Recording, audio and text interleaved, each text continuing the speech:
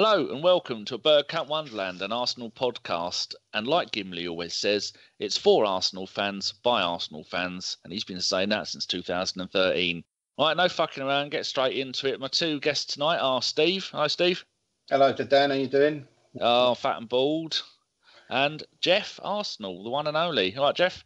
I'm all right. I'm a little bit perturbed as it happens because I don't think you've ever hosted a show, Daniel. I think I have done in the past, but I'll leave that to other people. Not that I've done, so it's quite nice. It's quite pleasing. Well done. Bravo, sir. Don't fuck it up now. You know that, didn't you? I'll be on you. No pressure there. Yeah, so everyone has their own style, like Chris and Gimli and Jace all have their own style. And my one, I prefer to go for the more intimate, like a Tuesday Club kind of vibe. And we're all sad that the Tuesday Club haven't done anymore. And it looks like I don't think they'll ever do one again, which is really very sad because that was, for me, the greatest Arsenal podcast ever. Different class. That was fantastic, weren't they? I'm sure they will, though. What makes you think that, Danny? The fact that they were doing them weekly, and then it was monthly, and then it was bi-monthly, and then it was every 6 months. Now they've not done one since near the end of last season. That's it. Yeah, it's just a question of the fact that the guys who do it involved are very busy guys and can't put the time out to do it. Yeah, I think that's the reason. It wasn't most amusing. It was absolutely brilliant. Anyway, yes, someone complained in one of the recent pods that we had 7 or 8 minutes of intros. So there you go, people. That's under a minute. Get straight on with it. Right, first game we're going to talk about is Arsenal 2, Manchester City 2. Steve, do you want to kick us off on this? Not really, no. No. I think this game could just be best described as both teams conspired to play as appallingly as they possibly could. Defending was clearly declared illegal by both Guardiola and Wenger. Our midfield was a shit show, like a pair of underpants that shat through with a hole in the middle. Completely incoherent, no cohesion. We were slow, we were ponderous. We gave the ball away so much. Didn't win any second balls. And actually, we got out of jail because there was a couple of good saves by Ospina. We scored twice, they scored twice, we got a draw. That's it, really. It was a game which pissed me off immensely, and I think it's one of the worst I've seen us play in years. But I think the most ironic thing of it was City conspired to see how more bloody awful they could be than we were. And the least said about it, the better, probably. You got a point there, because I'm just looking at Man City's current form across all competitions. They've won 1 in their last 6 games. They've drawn 3 and they've lost 2. Geoff, did you go to the game? I did, indeed, yeah. What was the atmosphere like, and was it a good game? Yeah, it was all right. It wasn't too bad, considering. I mean, we've gone into the game really, really short of confidence. And like I've said before, Arsenal, their game is totally about confidence. And if they're not up for it and they're not confident to play, everything takes a little bit longer. The mind's a little bit, you've got to think a little bit more because you're a little bit bottly, you're a bit scared with your first touch and stuff like that. But at the end of the day, I think it was a good, very, very good point for Man City against Man City, who are a top team. There's no doubt about it. I know what Steve said is right. They're struggling at the minute to find to find their proper form. I don't think Pep is happy with the personnel that he's got. He's definitely going to change it in the summer. I think he'll buy 2 quality fullbacks, and then really that'll be their team. They've got such a goalkeeper as well, because goalkeeper. He likes Bravo and the other one, Caballero. They've got so many old players, don't they? 30 something. Yeah. And they're on big wages. You look at Company and Yaya Toure. I mean, they've got to be close to 150, 160 grand a week each, haven't they? And I don't think he likes Aguero, because I think he prefers to play without Aguero. But they bought the second Jesus in, so they've got 2 of them there now. And he got injured straight away, so he's back soon. But when they first bought that... He's got a scooter like you, Dan. He's fucked. You were saying about they're not on 150, 60 grand a week. No way in the world. I bet they're on more like 250 for 300 grand a week. Yaya Toure is definitely on 250. Yeah, for sure. That was like his last contract that's what they was fighting over, wasn't they? But I mean, and that is the difference. But they got the differences. Look at the quality players they got up top, mate. You see that Sane. He's going to be a player, him, isn't he? He's just the lad's got everything. He's got plenty of pace. He can dribble. He's just intelligent. And we were struggling for a little bit, but to be, I always think, especially at our gaff, we've got to score first. We're a team that has to score first so teams open up a little bit. But I think, City come there, try to play the game, try to win the game. We did the same, but we was a little bit short of got confidence, and I think it was a good draw really for us to hopefully set us up for a decent run at the end of the season. Yeah, looking at the goalkeeper situation, just from the Man City game backwards, Ospina, I think, had let in 5. Then he come on as sub and let in 1, so 5, 6, 7, 8, 9. I think he'd let in 10 or 11 goals in 3.5 games. And then before that, Czech had let in a load of games. But then Martinez comes in and keeps a clean sheet, which he's played 5 Premier League games now, and he's had 3 clean sheets. So I think we're moaning that we're conceding too many goals. Would you say that it's a lot of that has been down to the goalkeepers, or is our wonky defence? Because Bellerin, what's going on with Bellerin and his pace? That's ridiculous. It's like he's suddenly 8. He's only 22. He's running like he's 32. But I think his problem is that he's injured and he hasn't been able to recover from it. He's had to be shoved back in there because we haven't got anybody to go in there at all. He looks to me like he's playing for an injury. But with the goalkeepers, it's a combination of 3 things. It's Jerry Payton being a twat. It's an Morris dancing dick. It's a badly organised, undrilled defence. And a defence who don't think, they don't communicate. The West Brom goal where they're all on the wrong half of the goal and there was no block to stop the geezer just running in who had a free header to score.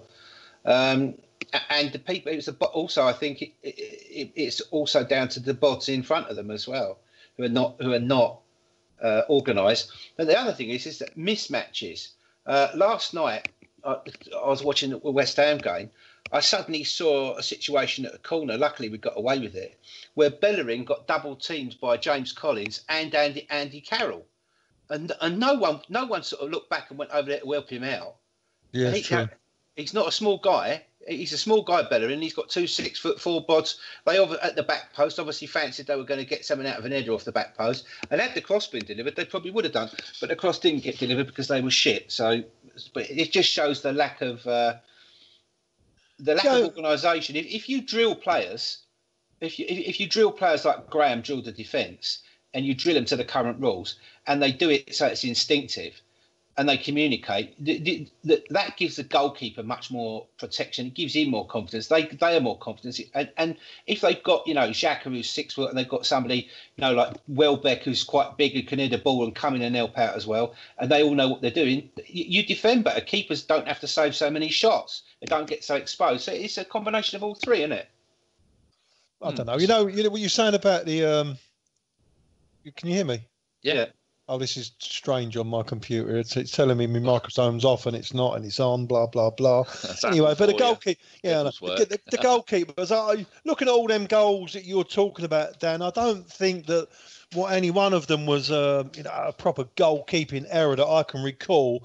Like Steve says, it was defensive errors, and generally there's a few of them that are individual defensive errors, and it's all started from way back in the Chelsea game when we got done, when he got done at the back post, when he got knocked spark out by the left fullback when he conceded that early goal.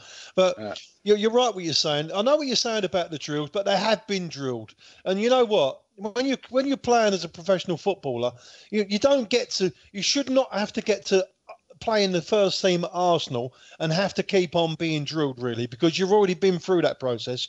You should know what you've had to. You should know what you had to do, but they're not concentrating. And like you say, there's no leaders in the team pointing fingers and telling, right, watch him, and block him. You've got to be able to read the situation in game, and that's what you've got to have someone going there. Right, you come off of him, right? You take him, you're 6 foot, you take him, he's more your size. Ozil fucking go and stand on the halfway line because you're no use to any cunt in here. Yeah, all you do is get in the way. That's right, yeah. Just go and stand on the halfway line in case there's a ball breakaway and we'll lodge it up to you. But, I mean, that's the other problem is that a very interesting thing I remember Czech, he was being interviewed and I said to him, like, what's the communication like? He said, I speak Spanish, French and German to the defence. So that's mad, isn't it? So he's got 3 different languages there. Koscielny's no great shouter, is he? I mean, he's injured now. I have to say, I've been very impressed with Gabriel in the last 2 games. He ain't put a foot wrong. He'll soon fuck that up, though. It's impossible for him to put a run of many more than 1.5, 2 games in a row without fucking something up. I don't know. People have been hard with him. It's again, it's like Geoff said, it's a confidence thing. If you've got a run of games, he got a run of games and he formed a bit of a partnership with somebody, and he calms his tits a bit. That's his problem. He panics because he's worried to make a mistake that he won't get the chance again because his chances are rare. But he's no good in the air, is he? And we got Benteke coming up for Crystal Palace, and then we got who's the one scoring goals for Middlesbrough? The Spanish bloke, is it? Not Soldado. I can't remember his name anyway. I always think he struggles against players that are good in the air or he didn't struggle against that Andy Carroll last night. He smashed him to the pit and told him to get up. That's because they played Andy Carroll on the right side of the attack, which is ridiculous. Gabriel struggled at the start because he's gone to Arsenal. They're a massive club, and he thought he was all right. First couple of games he seemed all right, but all of a sudden he'd come down with a great big massive bang, made a few rickets. And his confidence was dented, and he more or less had to, like Jenkins and that, he had to pick himself up again. But now he's got the feel of things, and he knows everyone at the club, and he knows how they run things and everything else. You can see in his play he's much more confident, even just the way he wants to receive the ball. Before he used to hide, but now he doesn't. He's looked comfortable on the ball, and I'm not so. I mean, we all used to be. As the ball was going over to him, you'd be shitting yourself because he's the last man. And you think, if he fucks this up, we're in trouble. Now I'm quite calm about him. He's a lot more calm on the ball, and he's a lot more, considered. And I think, like you say, I think he's done all right. And I think people may be over that nervousness that we had around him. The bloke I like that he's a bit aggressive. Yeah, I like that about him. Were you talking about Negredo earlier on? That's it. Yeah, he's good. He is good, but he's a City player on loan. Yeah, I think he is on loan there. No, he's on loan from a Spanish club. They bought him off for City. They did. How about Mertesacker? Just looking at a transfer market that gives all the data, and it says he's been back from injury since the 31st of January, in which he wasn't in the next 4 games in the Premier League squad. Then he was on the bench, then not in the squad, then on the bench again. He's not been used. Are we worried about the fact that he's been seen as no longer injured since the whole of February, March, and now April, and still not played a game?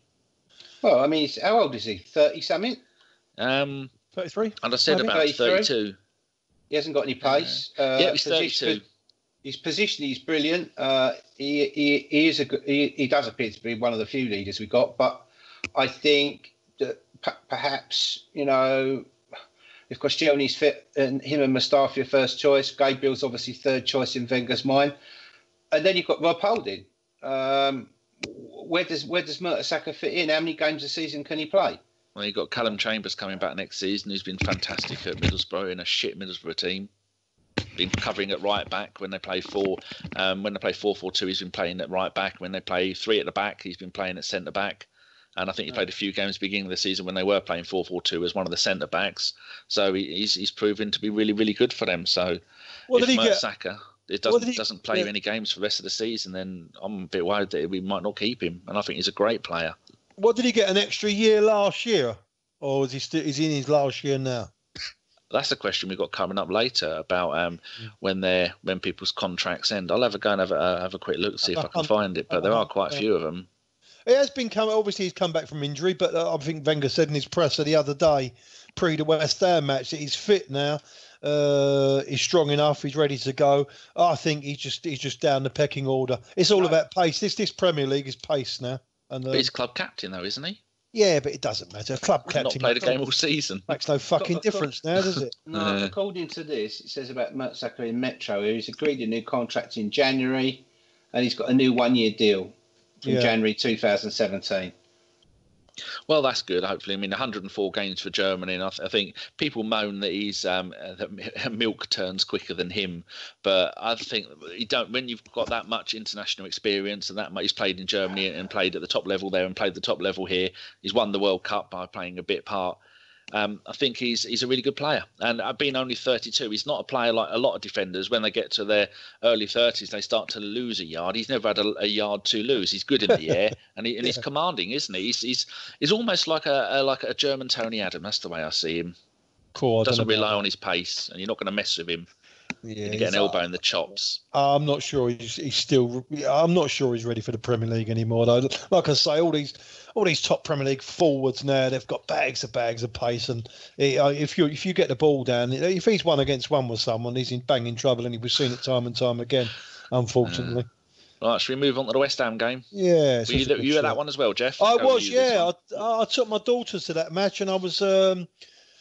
Obviously, from the City game, we had a little bit more confidence, and I think that showed in the match itself. West Ham come there; they was piss poor. West Ham didn't really want to get out their half. They had that pikey Andy Carroll up top trying to cause trouble. He's just such a lump, mate. I was in the lower tier last night. Pardon me. Were you slumming it? Yeah, I was slumming. I was with a great unwashed, Danny. It was all right. In amongst the common people. Yeah, Did you have a false moustache and glasses? Yeah, I was in the great unwashed. I took me 2 kids along with me. They're not kids anymore. They're 26 and 23. And did they milk you dry like my one tries to? Yeah, no, I just had to. Well, you see, the thing is, what you got to do is you got to take them in there late, right? Yeah. So they can't go into the club shop. Tactics. Right?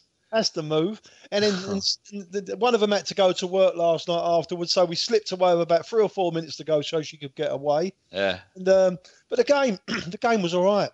You know, we had a little bit more confidence. You could see that there's still a little bit too much. We went through passages in the first half, 20 minutes, where we was a lot of that side to side stuff, and West Ham just parked 10, 11 sometimes behind the ball. But it was just a matter of time if we scored. And in them particular matches against the lower teams, we call it, you know, they're just waiting for a break, and if we need to score first. And as soon as we scored, they opened up a little bit. All of a sudden, the time wasted that they was doing, they're not time wasting anymore. They want to try and hurry things up, and that's when the gaps open up.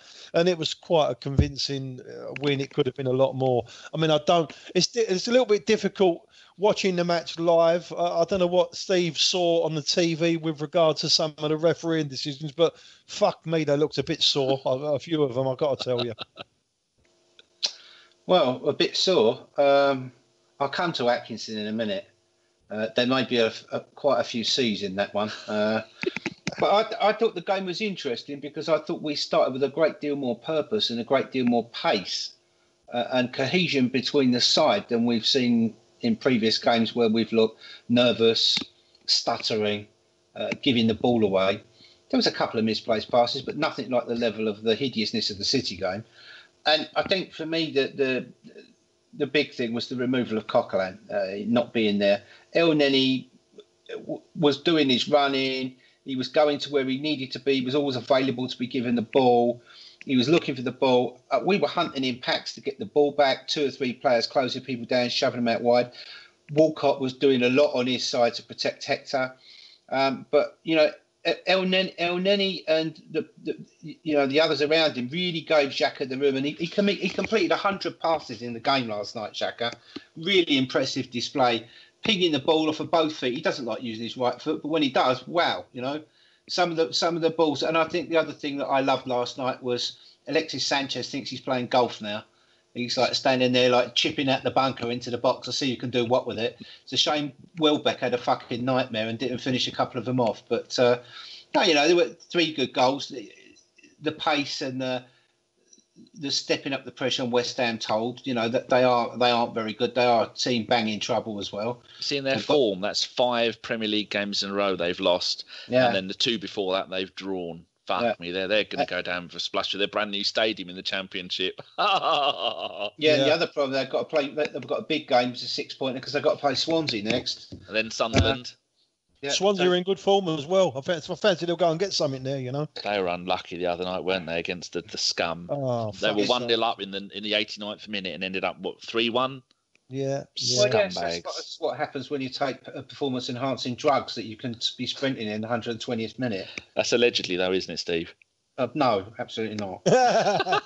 They've been on the Lucozade tablets. Geoff, been at both games back to back in such a short period of time in one of our worst runs in living memory, apparently. What was the atmosphere difference between the Man City and the West Ham games before the game started and then during the game and then once we were hammering them 3-0? I suppose it's obviously the atmosphere was going to be fantastic, but was there a nervous edge around the stadium with people? I heard there was lots of kerfuffles at there was a few kerfuffles at the West Ham one. Well, no, I saw the atmosphere for the Man City game was an atmosphere where we was a little bit scared because we're facing Manchester City and we were worried about getting battered. We'd had two or three recent heavy defeats, Bayern Munich and what have you, and we was a little bit concerned that we might get drubbed again. But as the game went on, I think the atmosphere was quite good. There was a lot of singing going on. It was all right. Listen, it's the Emirates. We're never going to get any award for being the most noisy fan base. It's not going to happen any longer. It's just not. It's just the way it is now. But it wasn't too bad. The West Ham game was much better. There's obviously a lot of this protesting apparently that's been going on beforehand. I think it got cancelled last night because only 10 turned up apparently. I don't know how true that is. Though? I mean, that could have been about 6 blokes waiting for a bus for where that was. I didn't recognise anyone in the picture. Not that I know anybody, but that could have been just a little bit of fake news. Well, apparently it was called off. Well, they could have been waiting for Martin Atkinson to beat him up after his fucking shocking performance. I'm not joking. If you ever wanted to produce a video of how to not referee a football game at top level, that was it. First of all, the rule about tackling from behind was studs up out of control. 6 tackles by West Ham, 2 on Mesut Ozil, 3 on Danny Welbeck, and the other really bad one was on Alexis Sanchez. All right, Mustafi did a naughty one, but he didn't connect and he didn't hurt anybody. Then you've got the 2 elbows incidents on Mustafi, which didn't even get a booking.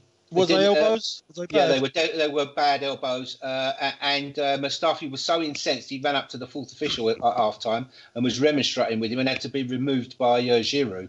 Was that James Collins that did that? Because he's known for his elbows, isn't he? No, it was Carroll. Huh? Yeah, It was Carroll.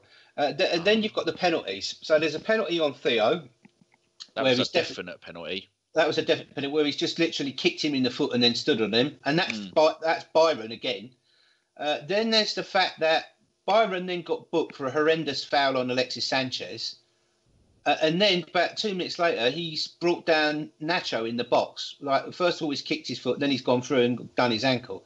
He should have been red carded, but he actually should have been red carded early on in the second half because he committed 3 bookable offences. Atkinson just waved it away as if it was like nothing. And then there was another penalty as well, which wasn't given.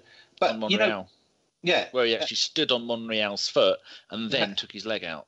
Yeah, and then on top of that, so you've got all those offences going on. He books an Arsenal player for a semi sort of mild tackle. Then he goes right up the other end. Someone else does a horrendous tackle. He just waves play on this. No consistency, and you can only put this down to one or two things.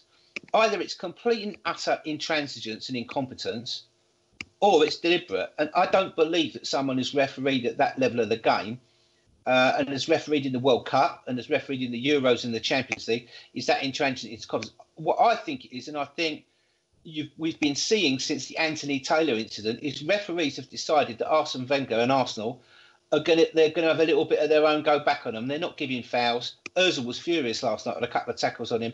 They're not giving the decisions. They're not giving us things they should be giving. And, someone at PGMOL, there was a big scandal about this penalty that was taken at Newcastle, and it should have been retaken, and it wasn't. Yeah, what was that? Because he made him take it, and then he said he disallowed the penalty, and then he said it was a free kick. Free kick. Yeah. And what's the explanation for that? Well, they issued a statement saying it was a complete fuck up and they didn't understand the rules, which is that in itself is unbelievable. Isn't it? The referee, I think between Atkinson and that Newcastle thing, I think what you've seen there is prima facie evidence that we have to have video refereeing. There has to be a referee upstairs who has the right to turn around to Martin Atkinson and say, "No, I'm sorry, you've got to give a penalty there. That's a penalty on Macho Monreal, and you've got to send Byron off." And that's what you need in rugby. You get that.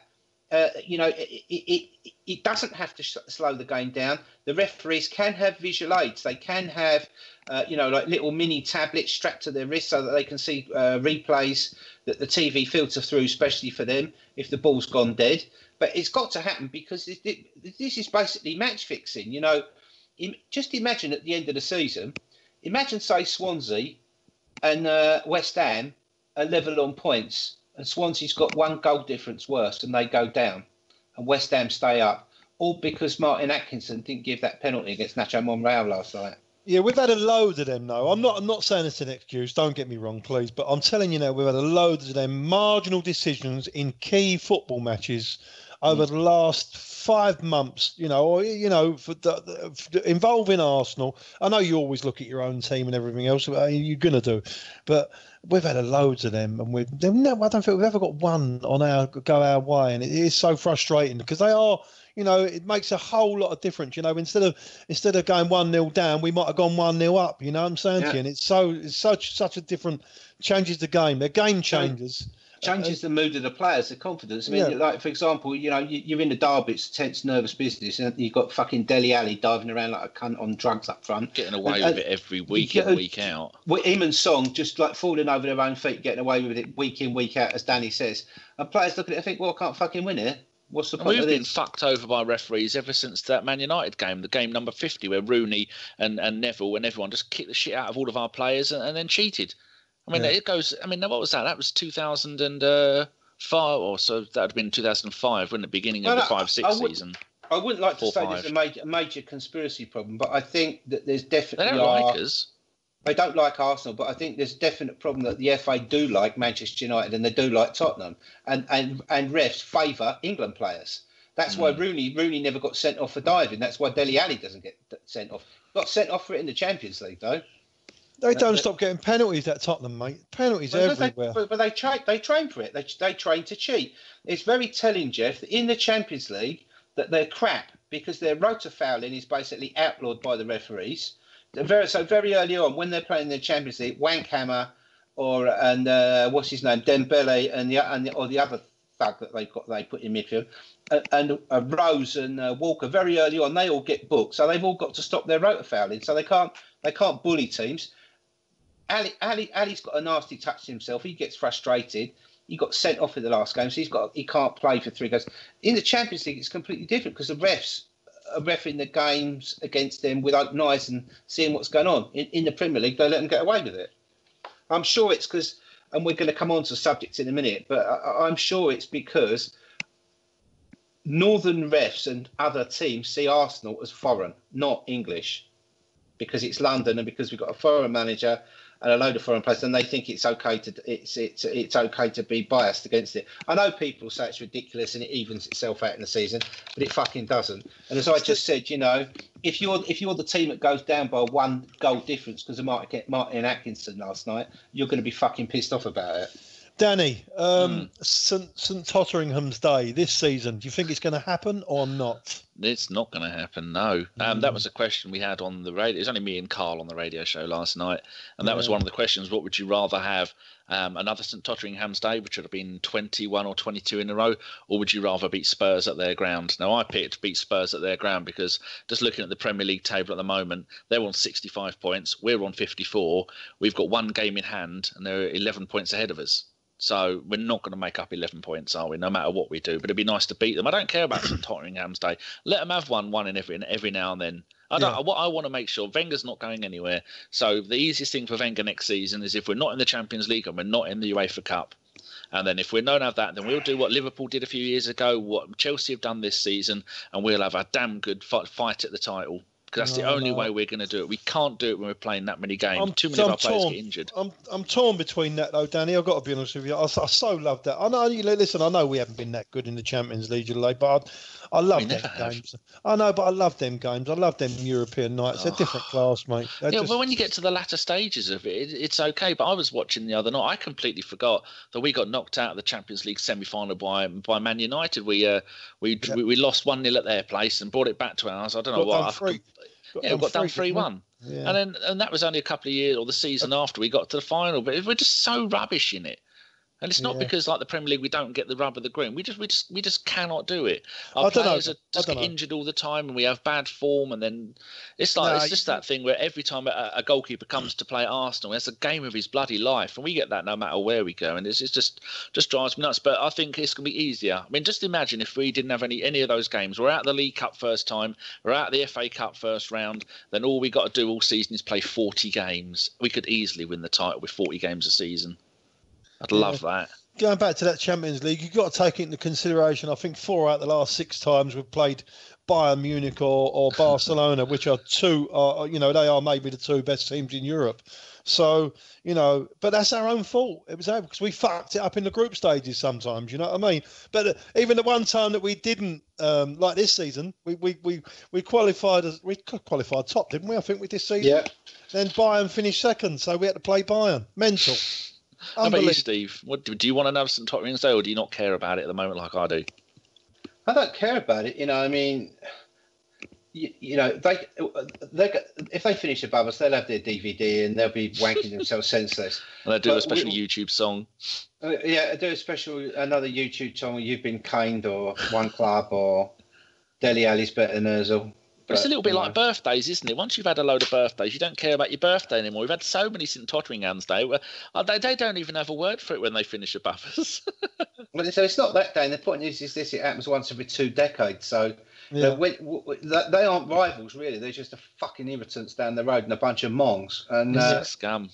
Yeah, they are absolutely Middlesex, not Essex. Middlesex scum. It's just like lurking down alleys, looking to bash up women and kids. And they're idiots. And I don't think they understand what's coming around the corner for their club. So they should enjoy this season because it may well very be the last one that they've got what they've got now. I'm hoping. Sorry, I'm hoping. I'm hoping that that someone comes in and starts breaking them up a little bit. I'm hoping that Real Madrid have a nightmare end to the season and they come in and try and nick Pochettino for 250 grand a week. Or I'm hoping that someone comes in and nicks maybe Dele Alli and just breaks it up a little bit, which is what normally happens to teams that are like that, who are not paying massive wages. But there seems to, you've got to give them credit. They're playing well. I hate to say it, but they are a good side at the minute, mate. They don't give up, do they? No, they're just a good side. They play, they know what they're doing, and that high press they generally do run out of steam. I'm hoping that they do run out of steam, but it's looking a bit bleak at the minute. That's St Totteringham's Day, but once in 20 years or something, it's not the end of the world, mate. But they're going to be a little bit in trouble, aren't they? I mean, you look at their team. The best players they got, Hugo Lloris, I'd say, is one of the best goalkeepers in European football. And then we've got Dele Alli, who is he's not even. I mean, he's 20 years old. He's got 15 Premier League goals in 29 games. And then you got old Mongface, who's got 19 in 22. They're building that new stadium with us leaving the EU, and then they've had to get the price of their stadium has gone up by an absolute fortune. Steve, you were telling us about this earlier. Just tell the listeners what we were talking about before the pod and laughing at the fact that they're going to be fucked. Well, I think listeners ought to cast their mind back to what it was like being an Arsenal fan when we first moved to the Emirates. We had constrictions on what we could spend. And some of those constrictions were placed on us by the syndicated loans that we got from banks. So we had to keep X amount of percentage of the debt in cash in an account which was closed off and couldn't be touched. We had to guarantee that we would stay in the Champions League. We had to guarantee that we wouldn't exceed X wages bill as a percentage of turnover and many other constrictions. So that meant that Arsene Wenger's hands were tied as to what he could actually spend in total on things. He chose to go the youth route. Didn't really work. He could have gone another way, but it doesn't really matter. The fact is that Arsenal suffered a decade of austerity. They suffered a decade of not being able to spend at a time when other clubs came in with infinite resources. And that meant that also we could only meet the conditions of our loan agreements and conditions and the financial constraints that put upon us by selling our best players to make a profit. So hence, we saw Fabregas go, Nasri go, we saw Robin van Persie go. All of them. Clichy, Adebayor, and more all went.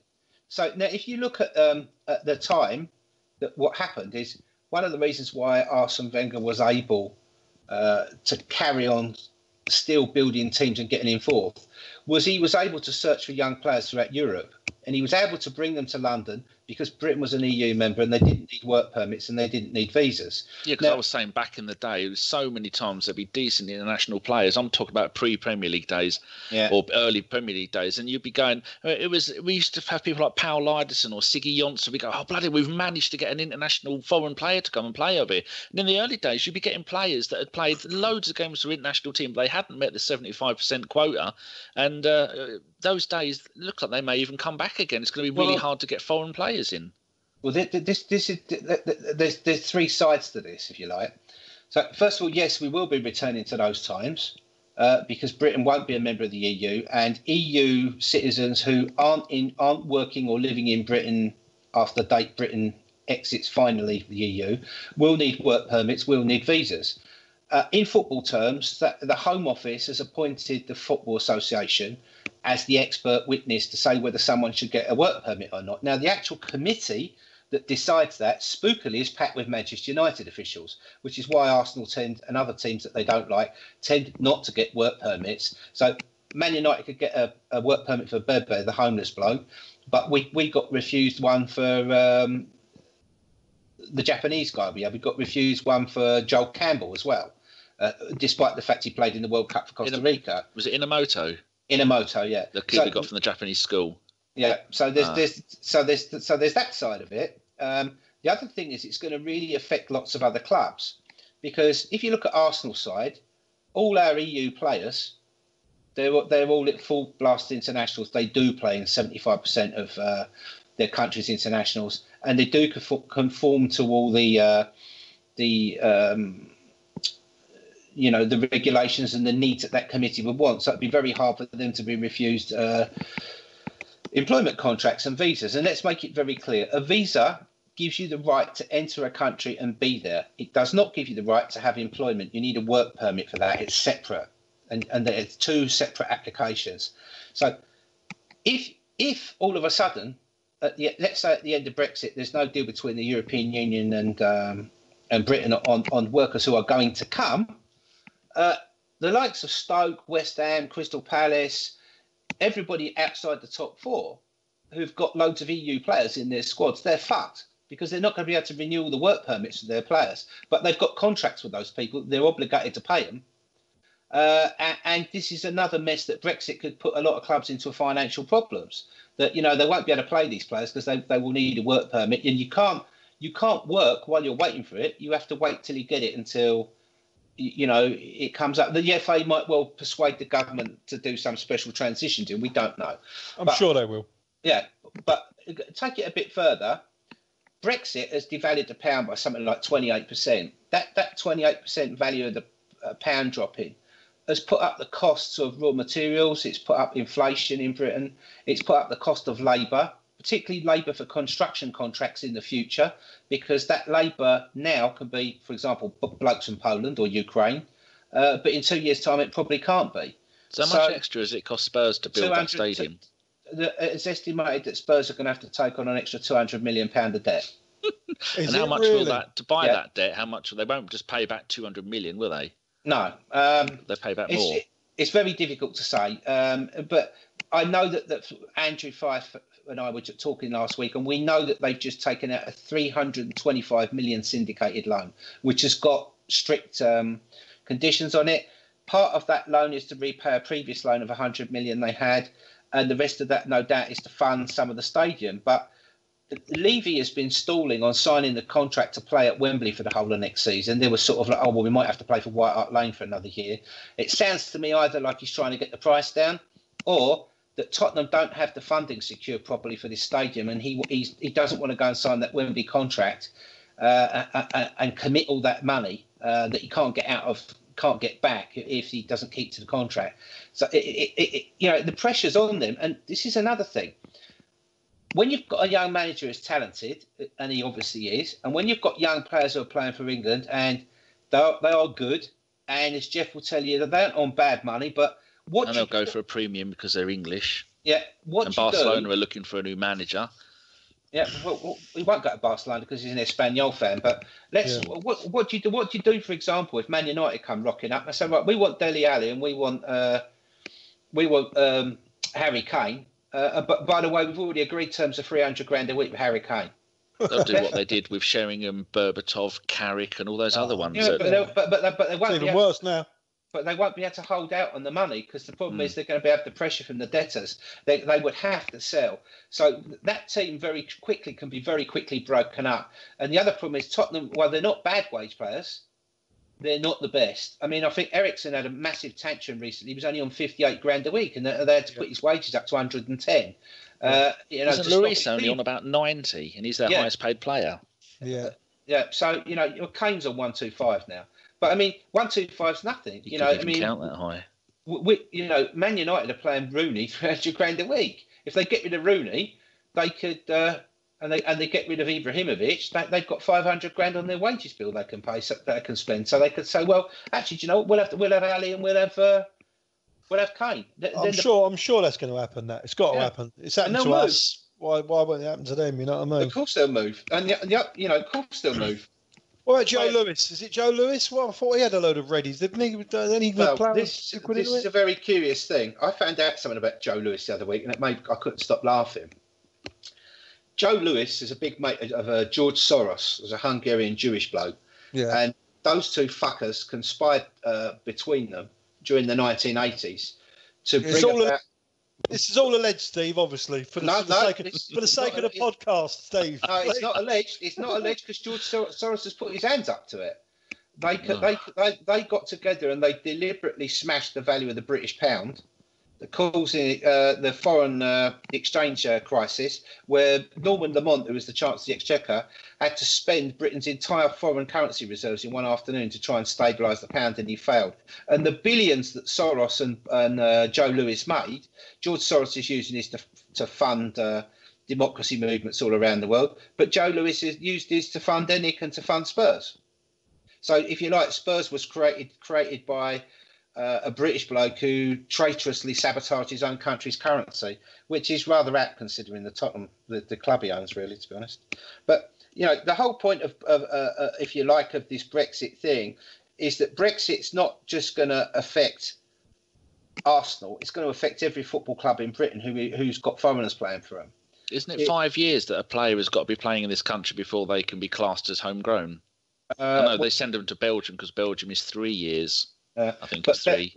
But you see, homegrown is one thing. That's a football thing. We're talking about immigration, and lots of players are not going to get immigration, and also these clubs in the future, they're not going to be able to bring these players in, so they're going to have to try to develop more talent. It's probably going to weaken the Premiership. It's probably going to make English football a lot weaker. On top of that, Brexit is going to cause problems not only for the football clubs but for the TV companies. We get about 125 million a year they pay each club, isn't it? Yeah, well, they're going to have big problems because if all of a sudden everybody's like feeling the pinch because the price of food and petrol's gone up and so a few jobs going missing left, right, and centre, and there's hard times ahead. What's the first thing you cancel when you've got hard times? Well, Sky TV and your subscription to Razzle. Yeah, well, yeah, obviously in your case, and in Geoff's case, Dog Weekly. But Dog. So football's not going to be exempt from the effects of Brexit if there are any, and you can't see any positive ones there from a club perspective. And from Tottenham's perspective, they are going to face harsh austerity at a time when Britain's economy may well be declining. The value of the pound's going to go down, and they're going to have to borrow more and pay more. And it's all very good. I was just thinking out loud. It's a shame that Twitter didn't charge people for going on there, because if they, like you said, once it pinches a little bit, maybe that's one of the first things that would go. Oh, Twitter, it'd knock off a few of them fucking nutters that I have to put up with lightly. Make your life a lot easier, wouldn't it? I don't even know how Twitter make money in the first place. I don't ever see adverts. Funny to say that, Geoff. Because there actually was last week a hint in the media trade, which I work in, that they were going to introduce a Twitter premium for power users and advertisers and agencies, and that you would be allowed to do more things and have more content creation and stuff to do that other than normal users. Yeah. But that's not a popular thing with media agencies. It's not a popular thing with brands, so it's probably not going to happen. So how do they pay for it themselves at the moment? Because I never ever see an advert. Well, Twitter, it's probably your feed, because Twitter does have a lot of adverts. I only ever use it on the PC. That's one of the things. It's more prolific on mobile. They do get a lot of adverts. They do a lot of promotions with brands. They get paid an awful lot of money. For example, they've got paid a huge wedge of money to do Olympic live tweeting, Wimbledon live tweeting, FA Cup, all that sort of stuff. So they're not going skin. They've got bigger concerns than football at the moment. Their biggest problem is the rise of the extreme right in social media and fake news, and the fact that they're getting the blame for many things which the establishment and governments don't like, and they want to control. So Twitter's, they've got their hands full at the moment. And they started suspending accounts for 12 hours if you use swear words like faggot and pussy. Well, faggot is a type of food in this country. If the people outside of the UK don't know, it's a meatball that Northerners eat, and pussy or referred to a pussycat. And if you went and did Londoners eat faggots, don't we, Geoff? No, I have proper meat. Not I don't have to have dead bleeding hamster rolled up into a ball. But if you went, I'm cooking faggots today. Next thing, I gave some faggots to my pussy. Now, if you did 10 tweets like that, you're automatically suspended, or however many it is, for 12 hours. That's a new thing they've brought in. Ridiculous. And the worst thing is that, like, for example, if you use the C word, you get suspended straight away, right? But you could be tweeting your doctor saying my cunt's itchy or my cunt's hurt. But if you send a rape threat or threaten to shoot someone in the face, you don't get suspended. I've seen a lot of these tweets that come through now that they're censored already. You don't see what they're saying.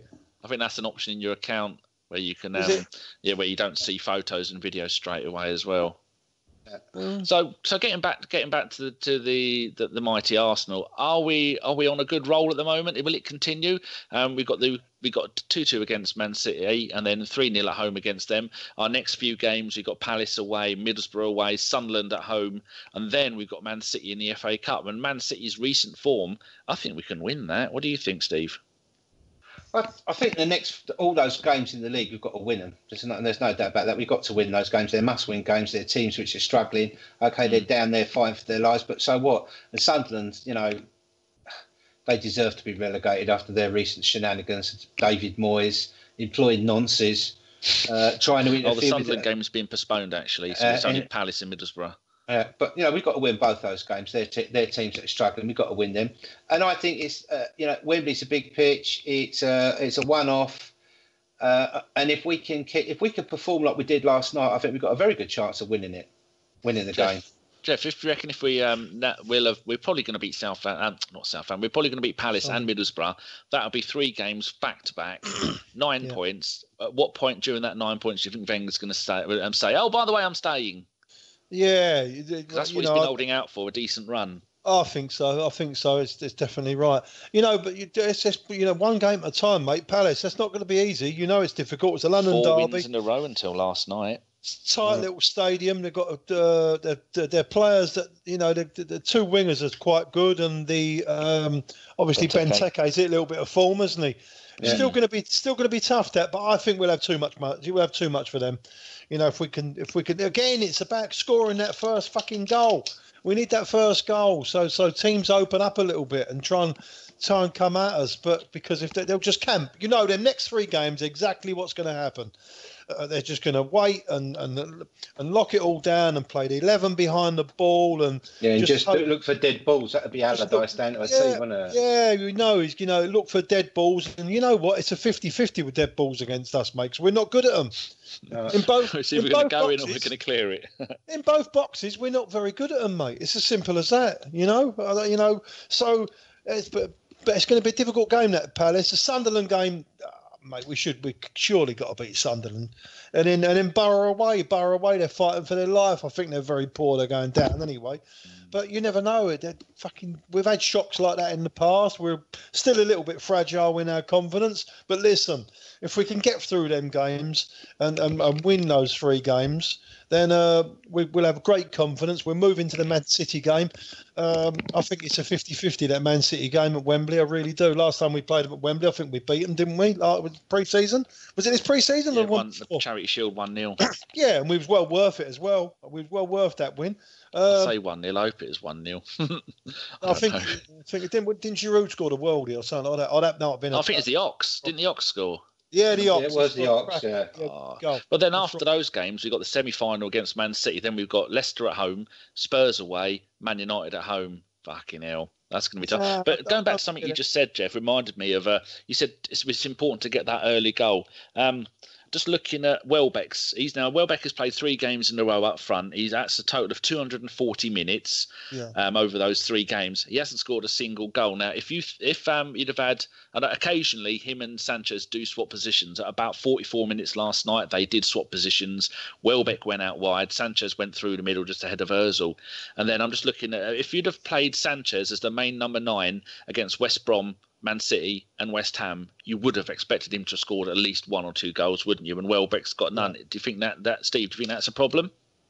What, Welbeck? Playing Welbeck up front when he's clearly not as fit as he needs to be. Maybe match fit. I don't think he's as quick as he was. And playing Sanchez out wide, he's our only real goal threat, isn't he? Someone who's going to scare the opponents. I'm worried about that. I don't want to see Welbeck playing up front continuously. Well, I don't think he. I think Arsenal's being very silly to keep playing him like that, because I think it's very clear from what I've read about his knee and what Dom, our resident joints and physio fitness bod has said about it, that he can't go playing 2 games a week forever.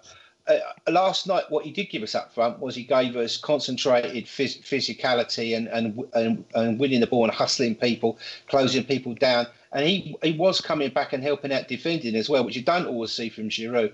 I would like to see Sanchez pushed into the middle, but to do that, you need Lucas Perez fit, and Wenger needs to be wanting to pick him. Because I'd like to see a front 3 of Perez, Sanchez and Walcott. Oh, I've just made a mess of my pants. Oh, don't do that to me again. You know what you say about What an idea. Go on. Welbeck. To be honest with you, I'm in favour of him. I like him. It's right what you're saying about you can't play. But he's not a goal scorer, though, Geoff, is he? Yeah, he's not a natural goal scorer. It's true. I mean, that was his problem at Man United. He doesn't score loads and loads of goals. But... he will score. He will get you goals, though. He will get you goals. But you know what he offers us? He offers, if you got Giroud up there, he's just going to play in front of you. Defence is easy to defend against. With Welbeck, he has got plenty of pace, and he done so much running again last night. It was unbelievable. Yeah. I don't know what ground he covered, but honestly, I was watching him, and he runs. He does not stand still, the lad. He's up and down. He goes across the pitch, obviously closing players down. And it's a big threat for a defender when you've got a man with Danny Welbeck who's got that pace. Even if you've got the ball at your feet, he's going to be up your arse trying to nick it off you. And he did last night. Nicked a couple of balls, in the final third. When you win it high up the pitch like that, you've got a right good chance. But I like him, Welbeck. I just like the way. And I like where we've got that little bit of pace up front. It's a good threat. You've got Theo, Welbeck, Sanchez on the other side, and like you said, they can switch like they did last night. It's a good option for us, Welbeck. I was thinking before we go to questions, should we just have a little bit of waxing lyrical about Theo Walcott's recent form? He's on course to have his best season ever. He's 3 goals behind his best ever total, but he's 12 games behind the number of games he played that season. Steve, what's Theo? Are you happy with him? I'm actually happy to see. One thing I'm happy to see him is he's getting more physical with players. I noticed this about 4 or 5 games ago that he's actually fouling people. Wasn't it against Man City or somebody? He went and confronted one of them and got them booked. Yeah, and he's also been pushing people off the ball. He's been pushing people off the pitch, and he's getting in people's face. I think he's had enough of getting pushed and kicked around, to be honest. But I think that somebody was saying, I saw an interview that Adrian Clark did with Shad Forsyth, and they asked him about Walcott's fitness. He said, well, that was a decision that Walcott made himself, that he wanted to put a load more gym work in to bulk up, to be more physically prepared for this season so he didn't get injured again, and they constructed a program with him. But he is definitely doing a lot more defending work. I just wish that he could maintain this throughout a whole season, and keep his focus on what he should be doing, because what always frustrates the fuck out of me is how he kills defenders is his movement and his pace, and he doesn't use it enough. Yeah, no, it's true. He doesn't. He's too prepared to lay it off to Bellerin and go run in front. Yeah. Where actually what he should do is just fucking plough right straight in at the fucking centre halves. See what the Ox did last night to West Ham? He was on 30 seconds and he ripped the bastards apart and destroyed them for that assist to Giroud. And what the Walcott of old used to do that to the legendary John Terry defence. He used to absolutely ravage them. He used to leave Terry on his arse. That's true. He does. He has been. His defending's been brilliant this season. He's definitely made a point of getting back, and he's a lot more physical. Like you say, he's been flying into challenges, and his positioning. He's been thinking about it a lot more. The only thing about him is, I still think. I know he's got loads of goals this season, and he looks on the face of it. If you look at the stats and everything else, but I still think there's still a lot more from Theo. And I've said it before, and I'll say it again. I want to see him get the ball down, like you allude to, Steve. Get the ball down, face up to fucking one or two of them. It doesn't matter, right? Get the ball down. He hasn't got a trick. That's my problem. Right, he hasn't really got a trick. It's full of pace and everything else. He don't really. I want him to go at people, put his foot over the ball, and then just try and skip round them, and then get the ball past them, and away you go. Make them commit themselves, so they have a failure, or you're away from them, and you've got a clear line. He hasn't really. He flatters to deceive a lot, Theo, and like you say. And I don't like criticising him because it's different. It's all right for us to see it. We're watching in the stand, we're not on the pitch. You can't tell how difficult it is. But, I just wished he would do a little bit more with regards to his offensive play. I think we need a proper winger that will get the ball down, face up a player and say, come on then, 1 against 1. We'll either have a race or I'll try and get the ball round you. And if he don't do it the first time, he'll have another go and he'll have another go. He doesn't do that. He seems to bottle it a little bit. He doesn't want to give the ball away, so he just pops it off nice and simple. Sometimes he should just have a right go at them. His tally of 18 goals in 31 games, majority of that is playing on the wing. And when he did get that 21, he got a hat-trick against Reading in that 7-5 win, didn't he? Yeah. One other quick thing I think we should mention. This time, 30 years ago, you two were still jumping up and down. I know I was, because we beat Liverpool in the League Cup final to win our first trophy under George Graham. And I'm just looking at the run of results. Loss, drew, loss, won the cup, loss, win, loss. So mad. That's right. What's your memories of the day? Did either of you go? Because I went to the next. I went to the '88 final, but not the '87. Yeah, I went. What was that? Was that Charlie Nick? Was it? Then? Yeah, the first Charlie Nicholas. Yeah, when we fucked up Rush's record. That's right. Yeah, I remember first time that. Rush had scored and Liverpool had lost. Charlie Nicholas 2 goals. We was all singing that in the stands. You know what I mean? You know what? Liverpool was a better team. What I can remember, I just remember they were the better team. Yeah, I remember shitting myself because I think we went in front, didn't we? Didn't they come back? Then Charlie Nicky nicked it again. He nicked another simple little goal, but I think they was the better team. It was like Arsenal Man United FA Cup final in Cardiff that time, where they was clearly the better team. A typical cup final. 0-0 Vieira's last game. Yeah, and it was a typical cup final where the team that don't deserve to win it win the cup, and you know what? Thank God we did, because we've gone on from since then, haven't we? Steve, line up that day: Lukic in goal, Adams and O'Leary at the back, Sansom captain left back, Viv Anderson right back, and then it would have been Rocastle on the right, maybe Williams. What a corner taker he was! Williams on the left. And then Davis in the middle. It says it played Hayes as well, so you can't play Hayes, Nicholas and Quinn. So maybe do you play a 4-3-3? I can't remember. Then Perry Groves came on and Michael Thomas came on. Did you go to the game? Front? Who played up front that day? Charlie Nicholas. So it says here Charlie Nicholas and Niall Quinn. Oh yeah, that's right. No, I didn't go to that game. Couldn't get a ticket. Do you know what? It's not a bad team, that, mate. If you look at it on paper now, you know what I mean. Stevie Williams, he was a top player, mate. I used to love him. Fucking full of bite, wasn't he? He'd have a row with anybody. He could. I used to love the way he ran 30 yards to dig out our dealers when we played Spurs. Yeah, but he could mix it up, couldn't he? Because he could play. You know what I mean? He could play. And he was a dirty bastard, nasty bastard. And, you've got a good few... you've talked about that. Martin Hayes. I see Martin Hayes very similar to Theo, not as pacey, but he was another one that he flattered to deceive. One decent season, flogged him to Celtic. And he played every single week. George loved him, didn't he? Yeah. You know, strange old coup that. But now on paper, that was a good side there. Thinking about it, but I mean, if you got the teams up, Dan. Yeah. What's the Liverpool team? Go on, read that out. Grobler in goal.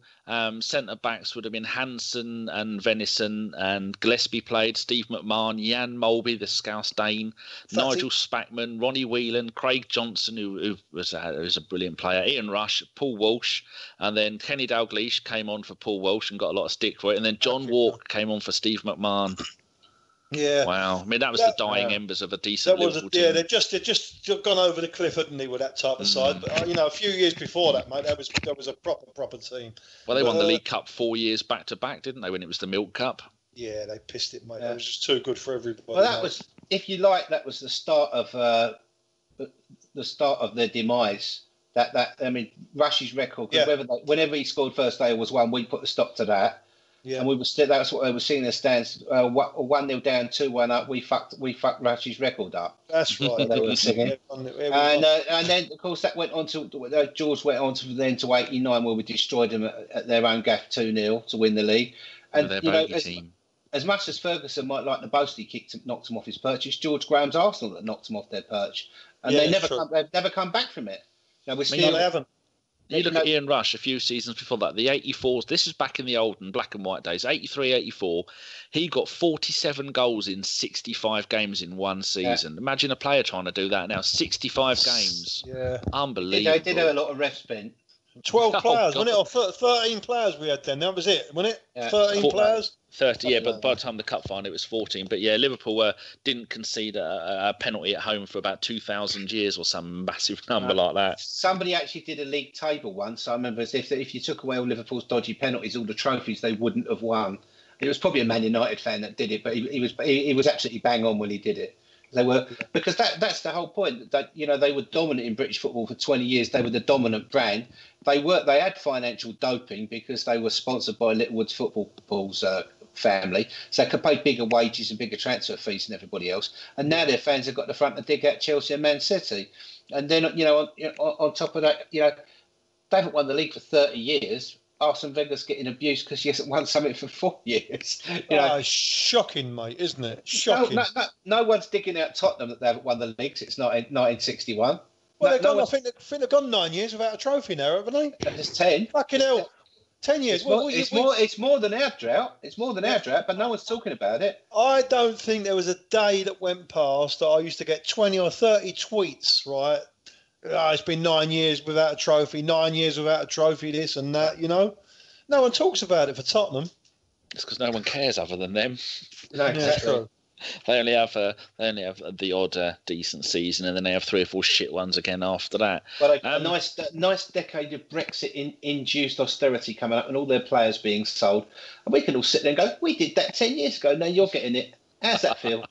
Good. Fuck them. Right, I suppose we should move on to. We've been going just over an hour. This is moving along nicely, gentlemen. Move on to some listener questions, as usual. Some fantastic questions.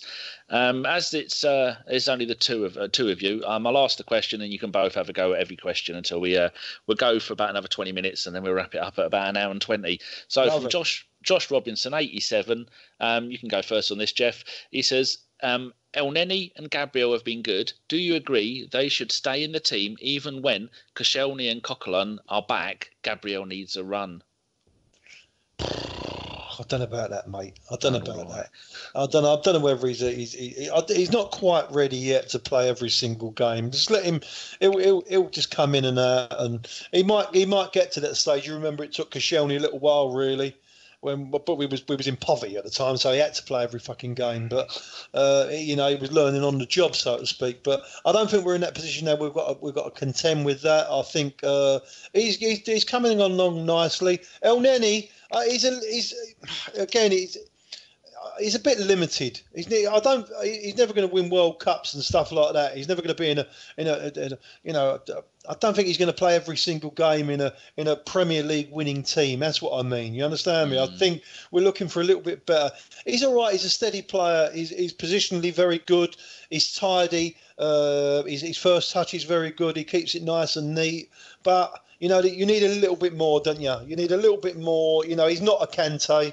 He's not a Santi Cazorla. He hasn't got those kind of attributes. He's a little bit in the middle. He's okay. Listen, it costs £5 million. He ain't a bad buy, is he? It's bargain. Steve, what do you think? I think it's very likely Gabriel's going to get a run anyway. I think he'll play against Palace. I think he'll play against Borough. And depending on what happens with Koscielny's response to his injury, he might well even play against City at Wembley. So, how long Gabriel plays is really down to how quickly Koscielny gets fit.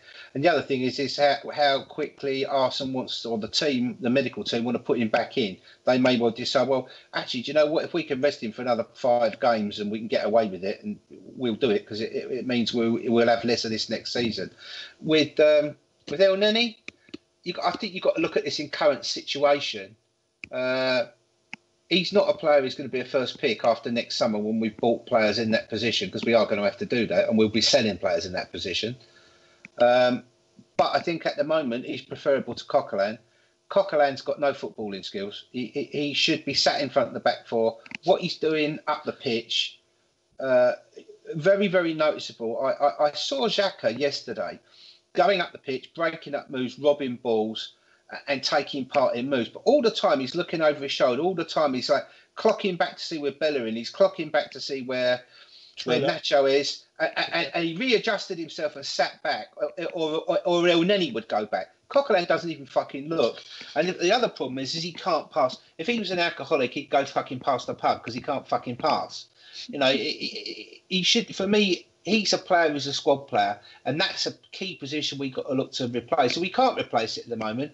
We've got players injured, but Aaron Ramsey came back last night at 20 odd minutes. Yox came on and he made a bit of an impact. So maybe you can start with Xhaka El Neni. It gives you better timing, better coherence. It gives you the ticking over, the frequency the team need to get the speed to generate the open spaces, to put the passes in, to exploit, defensive errors of the opposition. You need that with him if you're going to play a 2. He could also play in the 3 with Yox if you wanted to make it 4-3-3. So for me, I think at the moment he has to start because no one else is fit to go in there or good enough to go in there.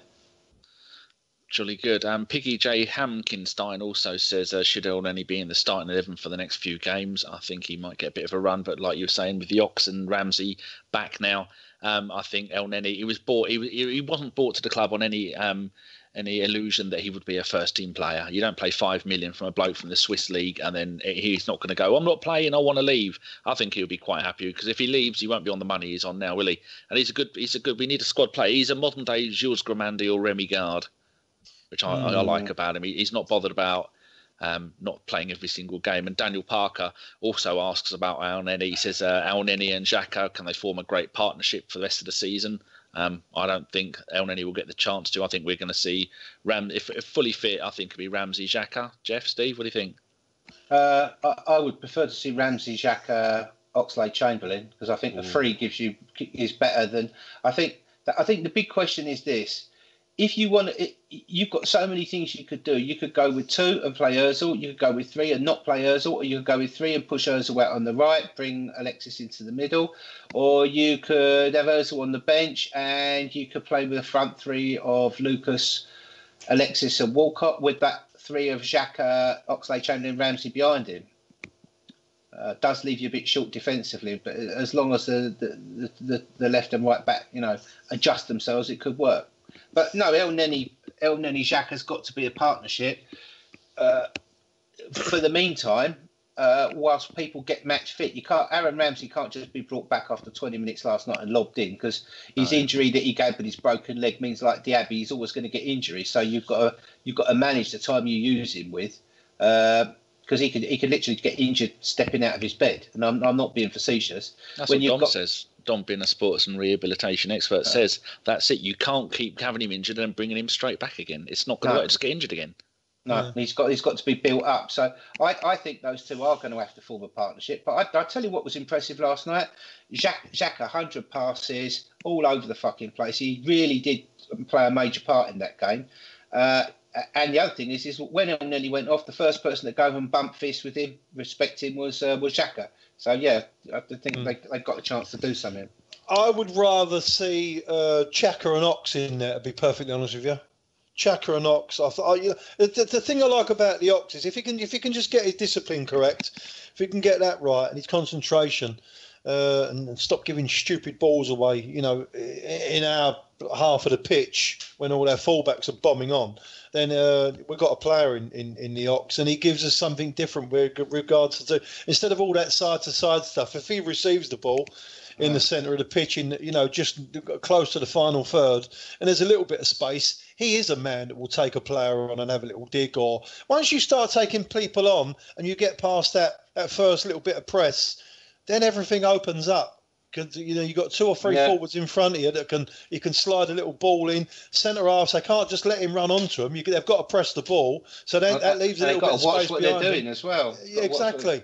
It leaves a little bit of space behind them, and he's got a dig on him. So I think if he can get the discipline right, I would prefer to go with the Ox.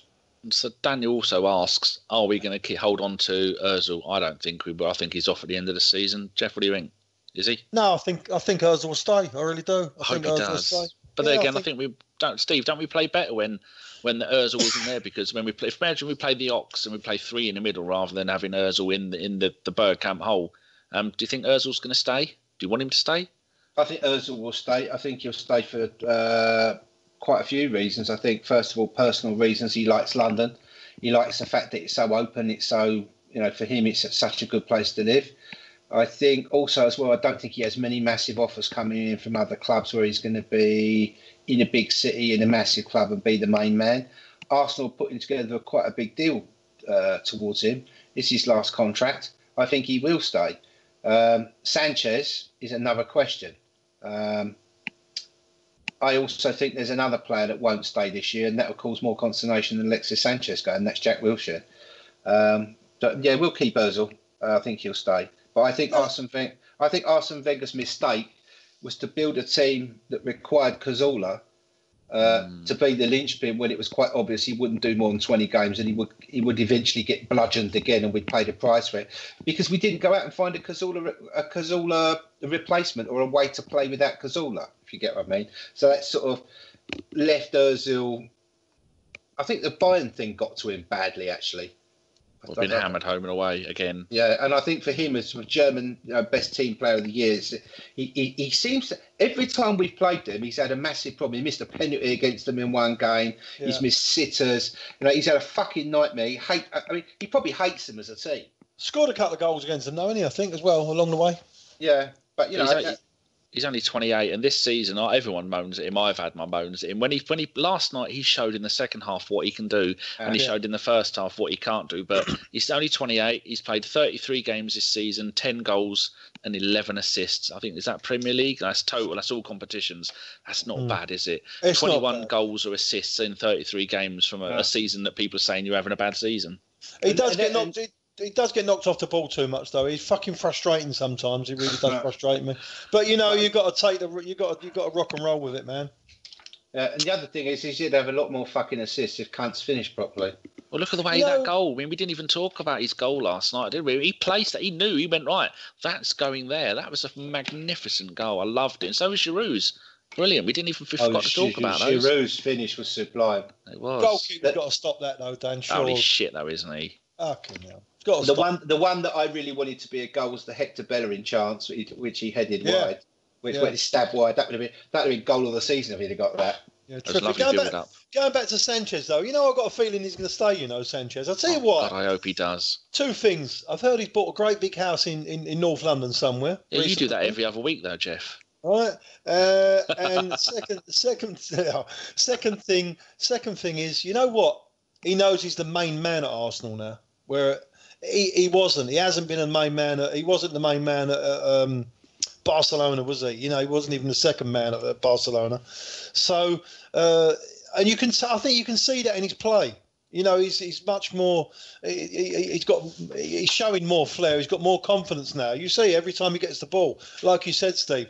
You know, he's doing these flicks and tricks, and he's much more comfortable on the ball. I think he's really getting into that job now. He's starting enjoying his football again. The last few matches, I know we've been getting beaten, but he's taking it on himself. He's becoming more responsible now. He's trying to do stuff. He does. I tell you, he is indisciplined. What annoys me when he plays up front is this dropping deep business. Stay up front and frighten the fucking life out of centre half. He wants the ball though, doesn't he? He chases it back. But the problem is what he does then, and this is half the reason why Ozil's struggling. He gets in Ozil's space, gets in Ozil's way, and he's therefore not a target for the peripheral mentalist vision of Ozil. When he's got the ball, he's not where he's supposed to be. But last night, some of the shit he was doing was like he was playing in the fucking Ryder Cup. Yeah. He's like wedging and chipping around that box. And defenders don't know what the fuck he's going to do next. He's infuriated when they combined. He loses the ball. Yeah, and this when is he combined with Ozil for, was it Giroud's goal? Those two on the left-hand side. Oh my God, that was beautiful. But they started doing that throughout the whole game, and that's you've got to keep those two. And I'm not sure about with Sanchez will stay. I hope he does, but I think Wenger will. Not Wenger. I think Ozil will. But you look at Sanchez's stats. He's played the most number of games this season. He's played 40. The next one down, make sure this is on, total for this season. That's 8 more than anyone else. He scored 22 goals. That's 3 more than Walcott. He's scored 18 assists, and he don't score assists. He's had a hand in 18 assists. That's 7 more than anyone else. I mean, you look at those two, between Sanchez and Ozil this season, 32 goals and 29 assists between the two of them. We've got to keep them. So how many has Ozil got? 10 and what? Ozil has got 10 goals and 11 assists. Sanchez 22 and 18. So Sanchez 22 and 18 is 40, and Ozil's got 10 and 11, 21. So that's 61. So they represent 61% of our total goals, as we scored 100. 100 goals, yeah. Or was it 101 goals? 101. So they represent 60% of all our goals scored or made. So we have to keep them. Here's another one that frustrates me though sometimes, Alexis. You listen, when them little balls, he keeps on trying to slide these little balls through and chip these little balls through. When they come off, they're unbelievable. There's just, you think, oh wow, what different class. But when they don't, and we give the ball away, and the ball turns over, and again we've got the fullbacks up the pitch. That's when we struggle a little bit. If he can cut that out, then we're on a winner, mate. I mean, look, even Giroud. 13 goals and 6 assists. He's only played 5 minutes all season. I think Giroud has come to the realisation that he is a Plan B substitute striker, little game, not as important game player, and I think that's perfect for us because we can't continue playing with him with the way that we were playing before because they're not going to give the balls in the air for him, are we? We don't play that kind of football, and so it's permanently back to goal, and it's too hard for him to work up front on his own. Do you think we should get through some more questions? Yeah, go on. Why not? Right, this is from Zaka, who is Mr. Arsenal 93. Him and Noma are doing my favourite questions at the moment. Everyone's doing brilliant questions, but these two, they really put thought into it. So, Steve, you can take this one at first. He says, should the fans protest against the PGMO and the FA for shambolic refereeing? Referees are practically waiting for another Ramsey, Eduardo, Diaby situation to happen by allowing lunging tackles without punishment. Now, what a bloody question that is. Yeah, I think Arsblog wrote a brilliant thing recently about a very similar incident. This was about the Hector Bellerin injury where he was lying on the floor, knocked out, concussed. And first of all, the referee was so busy being biased against Arsenal that he didn't stop the game and didn't call the doctors on quick enough. I think all the things which the FA learned after the Fabrice Muamba incident, and secondly, the fact that, and you have to give him credit for this, that Jose Mourinho insisted that after that incident, that every football ground has to have a defibrillator at the ground, just in case a player needs to have it used on them, it can save their lives. But I think that all the things they learned from those incidents, they haven't carried on with, and they haven't thought through properly. And no one wants to stop football being a physical game. But you can't have situations where, first of all, people's mobility is being put at threat. Their careers are being put at threat through injuries which are so majorly changing your physicality that you not only you're not going to be able to play football, you may even struggle to walk, or people to receive serious head injuries. They're not, there's way too much of a Philistine northern attitude. I'm sorry, I'm going to say it, northern attitude. So, it's a man's game, work rate, huff puff. You got to get into them, let them know you're there, let them know you're there early, get stuck in. There's too much of that going on. And that's the reason why England's been shit at international football since 1966. Because instead of training kids to play with their eyes and use their skill and understand tactics and positioning and strategy and be intelligent, there's more focus on work rate, running around, kicking people, and also as well, something else which has been on the increase since Ibrahimovic has been in the league is foot up. You stick your foot up at head height level in the Champions League, bomb, it's a booking and a free kick. It was in the Premiership. Now, Zlatan's about 6'7", 6'8". He does martial arts. His feet are always up round other people's face, and he's constantly getting away with it. And there's also, as well, there seems to be a spate of over physicality by players, grabbing people round the neck. Zlatan's another one, throwing people to the floor off the ball in the box. And the FA and PGML have got to take this seriously. They have got to do something about it because player safety is at risk. And also, as well, the refs are shit. Fair enough. That's kind of summed it up perfectly, I think. The thing about the question is that the thing that frightened me was talking about protest. I think we've done too much protesting at the minute. Honestly, no more protest. But I do understand the question. I think it's a fair point. They've got to look at it. We've had some tragic things happen to us over the last few months, and we spoke about it already. But it seems to be our club all the bloody time. But it does, and it's something's got to, you've got to have a look at it. It's ridiculous. Okay, I agree with everything you both said there. But I think the PGMO, I think it was Zach or somebody else has sent in an entire thing about them and like the number of referees they said they were going to have, and then the number that they've had, how many referees were officiating this many games. And I think the whole thing is not doing the job that they're paid to do. There needs to be more referees, better quality referees, and like you were saying, Steve, it needs to be some kind of fourth official officiating where they can go, even if they let them know the fourth official watches it and goes, yeah, that was this was that. The referee doesn't necessarily have to see it, but just have maybe someone in the stand doing it, a fifth or sixth referee, those useless twats in the Champions League games that hang around behind the goals playing the Xbox. Maybe they could have a look at it all. Well, who only intervene when it's against Arsenal, you mean? That's it, they're the ones. And if it's against us, then they just ignore it. I think we'd definitely nick a few more points down to it when it comes in, that video stuff. It's not going to happen then, is it?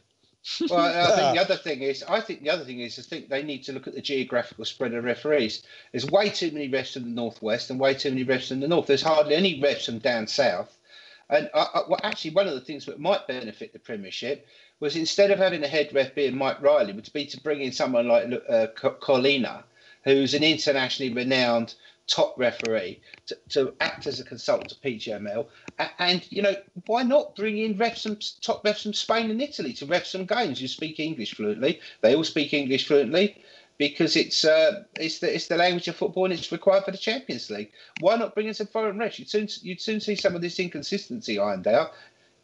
When you listen to a ref like Colina talk about how he prepares for a game, as compared to that BT Sport documentary where Mike Dean was going on about looking at how teams set up for dead balls and looking out for the players that may cause you problems, i.e. the ones he don't like. Oh, hello, Xhaka, you're booked. Colina's talking about, you look at how a team plays, you look at the style they play, you look at where they put the ball through the most, and you position yourself so you can see, but you don't get in the way of the game. Now, how many games do we watch where the referee is the best defensive midfielder for the fucking opposition when they're playing us? Nearly fucking everyone. They don't prepare, and they're getting big money. It's like 150 grand a year for a top ref. So it would be nice, as Danny said, if they could actually do the job they're supposed to be, they're paid to be doing. You know, I noticed last night and all. What the fuck? He was in the way all the time. That referee. What is he doing in the way? That he's always in the passage of plays when we're trying to play it across the park. He keeps on getting in the way. Referee, madness. I'd like to see 2 referees on the pitch, 1 for each half. They're going to see a lot more between them then, but that won't happen, will it? Makes too much sense. A quick one from Joe Messianu says, what's going on with the players who've 1 year left on their contract? Alexis, Ozil, the Ox, Wilshere, etc. Who goes and who stays? I don't think we've got time to go through who goes and who stays, but it is the usual thing, isn't it? We'd just leave it to the last minute. Are they doing that so they don't have to pay so much money long term for them? No, I don't think it's that, mate. I just think, I think he said it before. He's not keen on going into contractual negotiations mid-season, is he? Because it deflects and detracts from the concentration of the next match. Blah de blah de blah. It does seem to be a worry, but you know what? Apart from Alexis and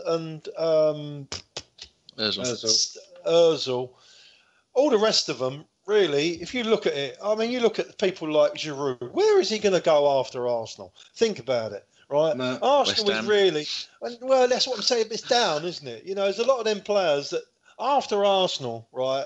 They're only really going to go one way. There's no one knocking on the door looking to purchase them, so they're only going to go one way. They're all on fantastic contracts, so if you're giving them a nice few quid, they're £100,000 a week, £90,000 a week, right? Wherever they go, they're not going to get that kind of money, mate. Well, they might get it for a couple of years or 3 years, but that's the last contract they get of that money.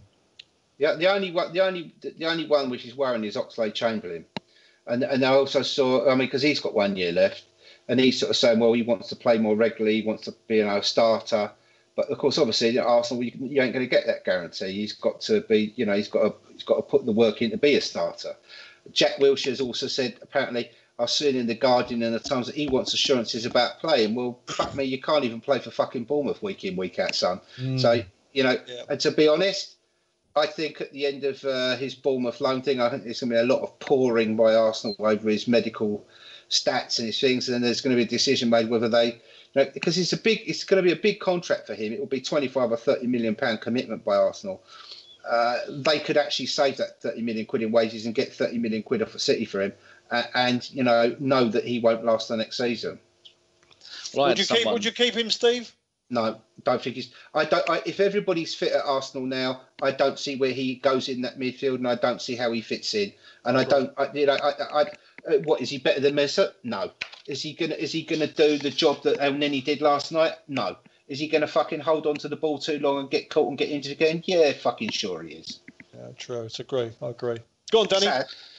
Yeah, someone sent. I was talking to somebody who knows who used to be a steward at the club. And he has a friend who was a steward at the club, and this friend was talking to the Ox's mum. This is just what they told me, so it could all be not 100%, but saying that the Ox has had enough, and the Ox wants to leave at the end of the season.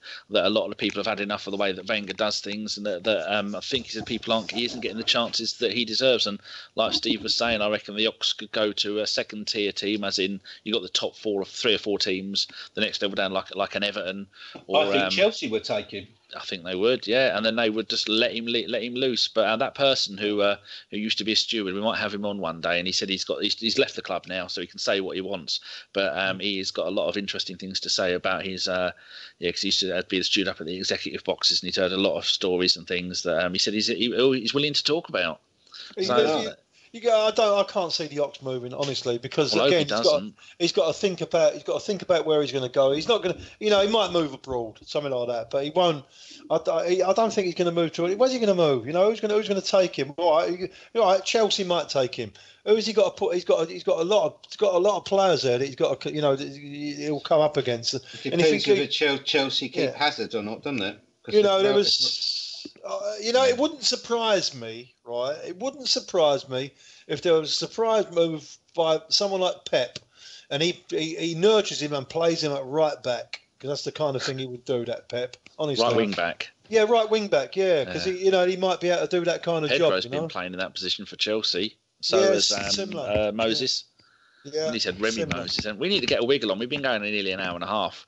Good though. It's good. James has asked a good question about hard players, which we have now, but we haven't got time for that. Quick one from Wenger's Magic Hat. If we get top 4 and the FA Cup, will that be considered a decent season and progress? I don't think it would be progress, but it'd be a half decent season. Steve? It'd be okay, but it's not progress. Geoff?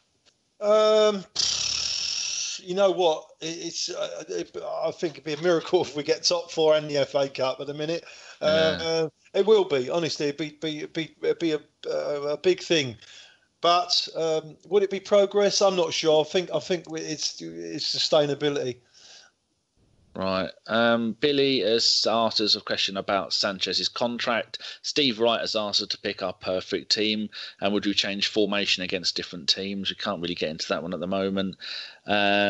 Josh has asked, is there a plausible scenario still available that we can label this season a relative success? We've kind of covered that one. So the last thing we're going to do, this is going to be mainly for Steve. This is Brian Faithful has asked this question, and Ryan Corsi has also mentioned it. They said, is there a scenario where Ivan and Arsene are both still at the club next season? And Brian says he's saying that from the rumours that he's read that one will be gone. And Ryan says, which will happen first? Wenger leaves the club or Gazidis leaves the club? So, Steve, the last 5 minutes or so, it's down to you, really, because I've got no idea. Okay, it's very obvious that there's a rift between certain elements on the board and the manager.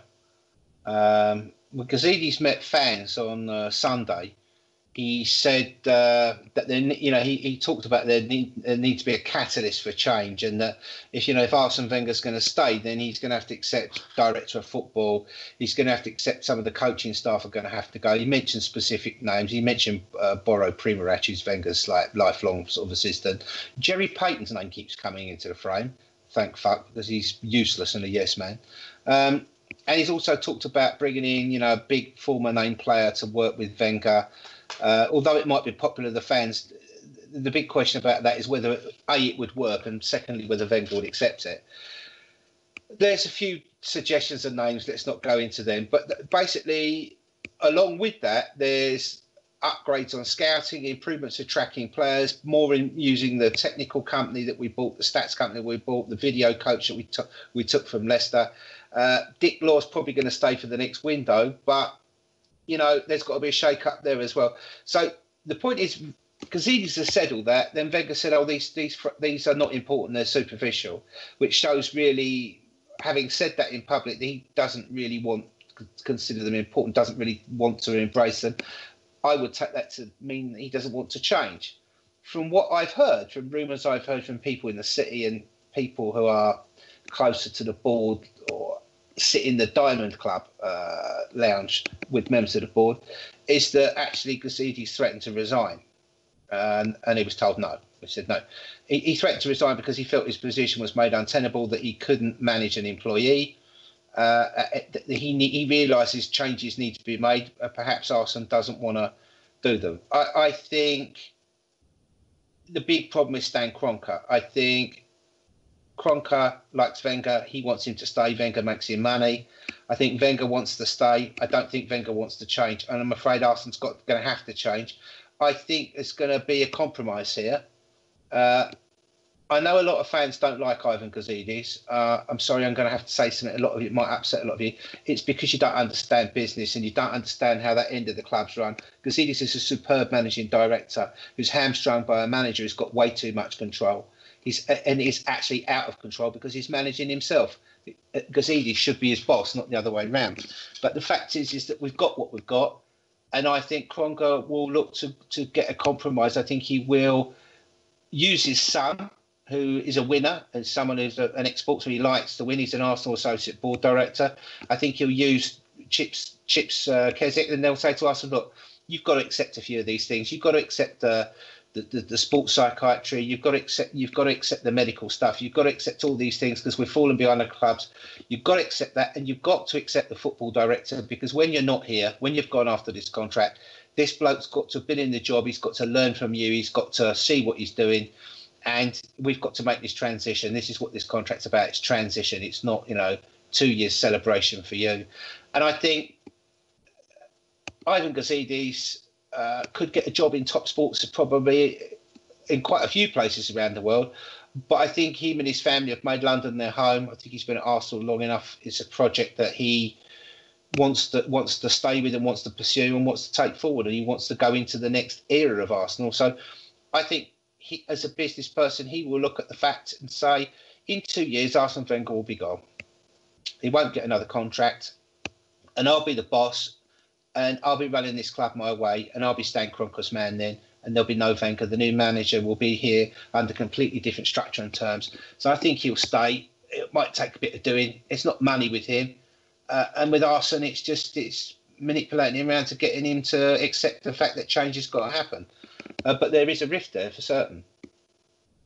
You got anything you want to add to that, Geoff? Because well, I agree. I agree with a lot of it. There's some stuff that I don't agree with.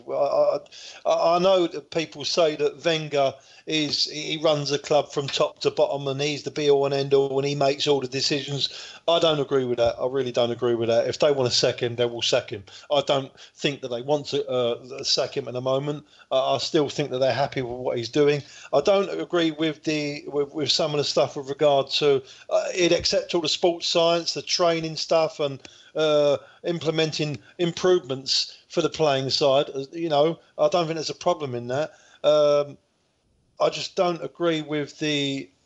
What was the other thing you said, Steve? Oh, sorry. He will definitely not accept a sporting director in relation to if he's got to accept players that sporting director has purchased himself and he just asks Wenger to coach them and put them in. I don't agree with that. I don't think Wenger will agree with that. I don't think that's the system Arsenal envisages using, because I think the system more like they envisage using is what we would do is we've got stats DNA. They go to Arsenal and the coaches and they say, right, what do you need? Who do you need to get rid of? And what do you need? Right, we need, and it's like if you take Lucas Perez for an example, there was definitely a prescription there, wasn't there? We need a Vardy type player. We want a Vardy type player. So Vardy was number one on the list. God knows who was number two. Lucas Perez might have been number three. And so the guy, Ben, that we got from Leicester, his job is to dig out all the shit on the video for them. They analyse it, Stats DNA analyse it. We bought Stats DNA so that other clubs can't use it. It's ours. And so they identify players. Then what happens to scouts? Are then asked, do you know any players of this type? If so, like send their names in, we'll research them. And then what they do is they send the scouts out to look at these players. And then if you like, they've got like a talent wall, have they, where they've got like options 1 to 5 in your preference. And if number one target gets knocked out, then they can go after number two. That's the way it would work. But the big difference is is that Wenger wouldn't have any say on the contracts or their wages or how much we pay for them. And that has to come in. Yeah, no, I wouldn't mind that. The biggest change that I see, and I don't think anything will change unless this happens, with regard to our performances and our where we finish in the league and stuff like that. I don't think anything will change until we can compete with them big teams and give the 250, 300 grand to the 3 or 4 top players and big money for the rest of the players as well. Unfortunately, I think we'll come to the point now where if we can't beat them, we've got to join them. Well, I make you right. And there's just something I was talking to Danny about while we were waiting for you earlier on, is one of the most curious things about Arsenal at the moment occurred to me earlier on this afternoon. I've sat on the tram reading a blog by Swiss Ramble about commercial revenue, and it suddenly struck me. We've got an American owner, who owns NBA franchises, NFL franchises, NHL franchises, MLS franchises. The man's a sporting magnate, and he comes from the land of commercialization of sport and sports brands. And Arsenal as a company has a strategy to make money for Kroenke Sports Enterprises. How the fuck is it that our commercial revenue department are so fucking appalling at their job? How is it they're so undermanned? How is it that they don't have a proper team in there searching out the money? Now, we're not talking about, the in-house deals like the Emirates, the Puma deal, or the obvious deals. But you're looking at all these side deals that could raise you up to 20 or 30, 40 million quid extra a year. You're not going to match Man United because they've had a decade's head start on everybody else. And then the second or first biggest brand in marketing terms in football in the world. But, Arsenal, the biggest club in London, the third most successful club in England, they're the fifth or sixth richest club in the world. How comes is it our commercial revenue is only 100 million quid? It should be at least 152 million. And what's really weird is you've got an American owner who's got all that expertise in that area, and yet he's got his man in there, Gazidis. How comes is he not on Gazidis' case?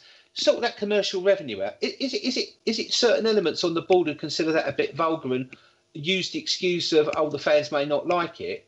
But I actually think if you said to the fans, sorry, but we're commercialising all this, we're going to get an extra 100 million quid out of it, but we are going to spend it on players, they go, all right then. And then you could compete, Geoff. Do you know what I mean? That's the key component that's missing. And that's what I don't understand. I don't understand why Stan Kroenke hasn't said to Gazidis, you've got to push the button there, son. Create a team, recruit the talent in, go and employ agents and agencies, go out there and look for money and drag in 60, 70, 80 million quid and give it to the manager to spend. Then you can pay 3 or 4 players like £250,000 a week. Well, it's the chicken and the egg thing, isn't it? I mean, I can't. He's a businessman. He's obviously a top businessman. He's got all them. The money he floats about with is unbelievable, and all them teams that you've obviously spoken about. And he's obviously got interest in sport. I think Arsenal was way down the pecking order, by the way. But as a businessman, surely it's these sponsors. They want a successful team. They want to sponsor a team. They'll give the big money for teams that are winning cups and trophies and everything else, right? We got a lot of sponsors because on the back of what we had done in the past and the way we played our brand of football, right? That was good. But we've dropped out. We haven't won the league. We haven't won the cups regularly like we used to. And they've gone. You've got to discount Chelsea and City because it's all crooked there. It's everything's going through the back door. All their sponsors are companies owned by the owners and shit like that. So you can't. It's very difficult to compete with those on commercial deals because it's just all crooked. Everything's going through the back door. With regard to United, they're just a powerhouse, right? And we're maybe next in line, in the UK, so to speak. But I can't see how we don't put the money in. Get the top players, we'll start winning trophies, and then they'll come flowing in, these sponsors. I don't really get it. I might be wrong. I don't know. I think it's not. I think it's even better than that because I don't think he needs to put money in. I don't think he needs to go out and buy the players. I think it's a question of we need to say, okay, fine, we can buy another 30 or 40 million pound player, 2 players next year. We can fund their wages. We can keep Ozil. We can keep Alexis. And the fact is this: that if you want to have 10 blokes who are paid 40 grand a year to go out and sell the Arsenal. And what are they selling? London, diverse, massive crowd, the biggest professional football club in social media, the biggest presence in Asia and Africa, bar Man United probably.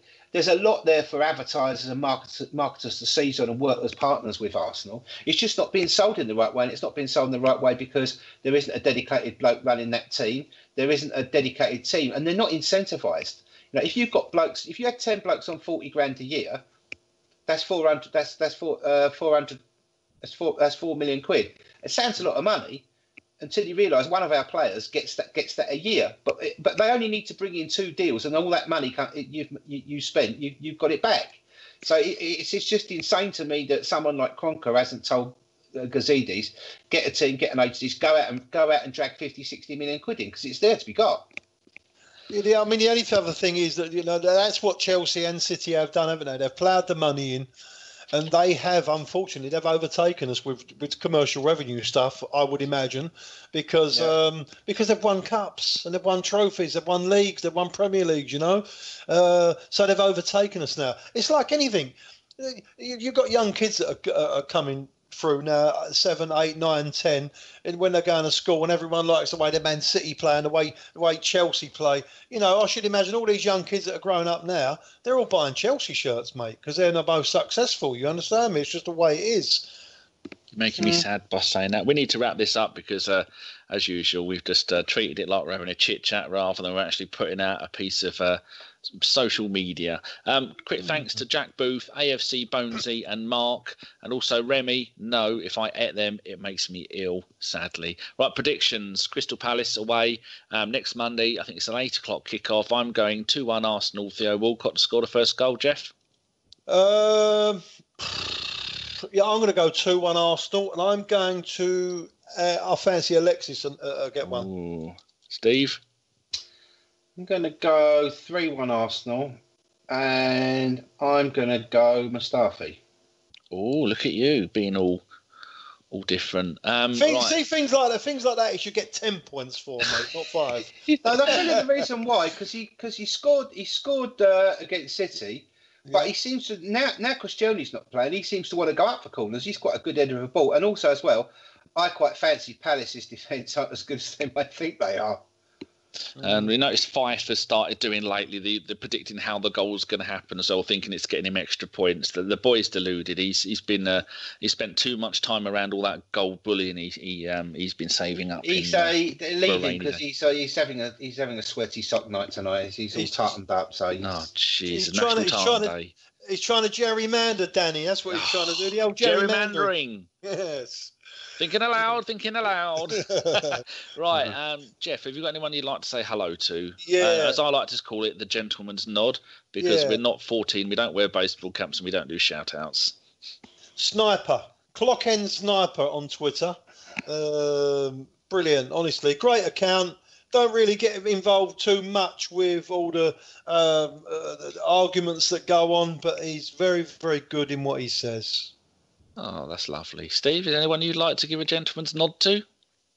Yes, and for non-football related reasons. This is a guy at Guna Santi, and he's a mate of Calvin Masterson's. But I'm giving him a shout out because, like me, he always retweets all these missing people tweets of all these young people that get lost and run away from home.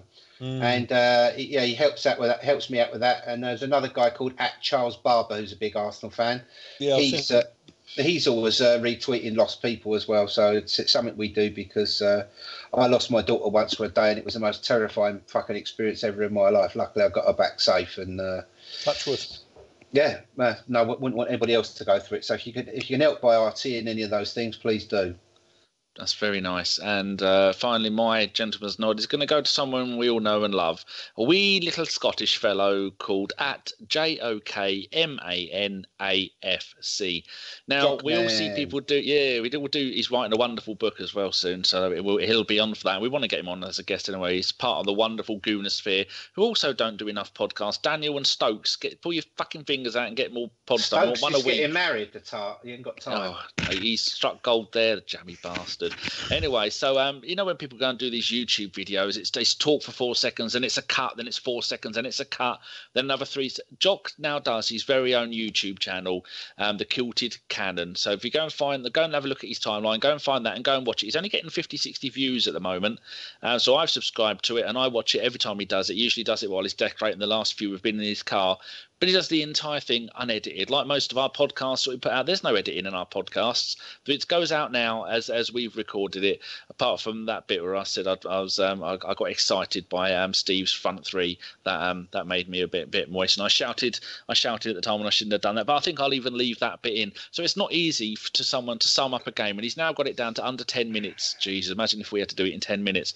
Yeah, so go and give Jockman a little bit of love. He's also does the Hot Stepanovs, which is a fantastic one. He's one of the original bloggers that has been going for years, along with our very own Mr. Goonaholic, who is the blog father. They called him the pod father. No, the pod father would be Andrew Arscast, wouldn't he?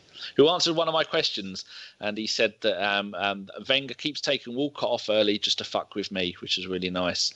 So I think that's all we need to mention, really. Can I just mention that John Walsh's shit beard is no longer in existence? That he had an accident whilst beard trimming this morning, which left him looking like an absolute badly torn vagina, and he's had to shave it off. So he now no longer looks like a Dr. Shipman in his youth.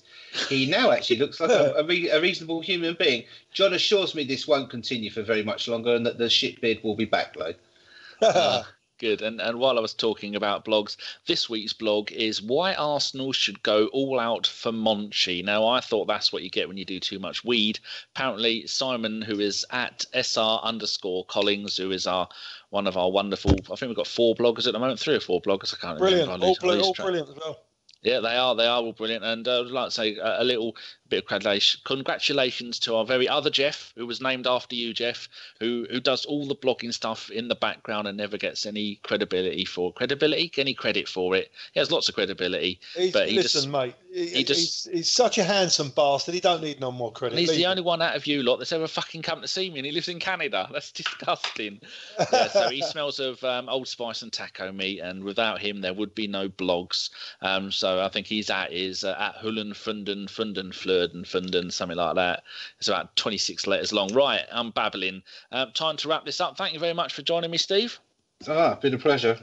And thank you very much, Geoff. We'll have you back on quite soon, the pair of you, as usual. Always a pleasure, Daniel. You know that. Thank you. Who'd have thought when us three started this, along with Gimli and a couple of others, what did we start this? It was the summer of 2013 we decided we'd start doing this. It's nearly 4 whole years later, 189 podcasts, 130-odd live YouTube ones, no end of blogs, and we're still bloody going, and none of us got any idea what the fuck we're doing. And not to mention the fact winning Football Podcast of the Year as well. Yes, and we didn't win any other years because we've withdrawn. We left as champions. So not one protest yet for one of us out. Amazing, eh? Carpenter out. Yeah, Carpenter out. God bless. Yeah. So Gimli should be back soon. If Sky would pull their finger out and get his fucking internet sorted, then he will be back. So thank you very much for listening, everybody. We shall see you later. Goodbye. Goodbye. Cheeky monkeys. They thought I wasn't going to say it.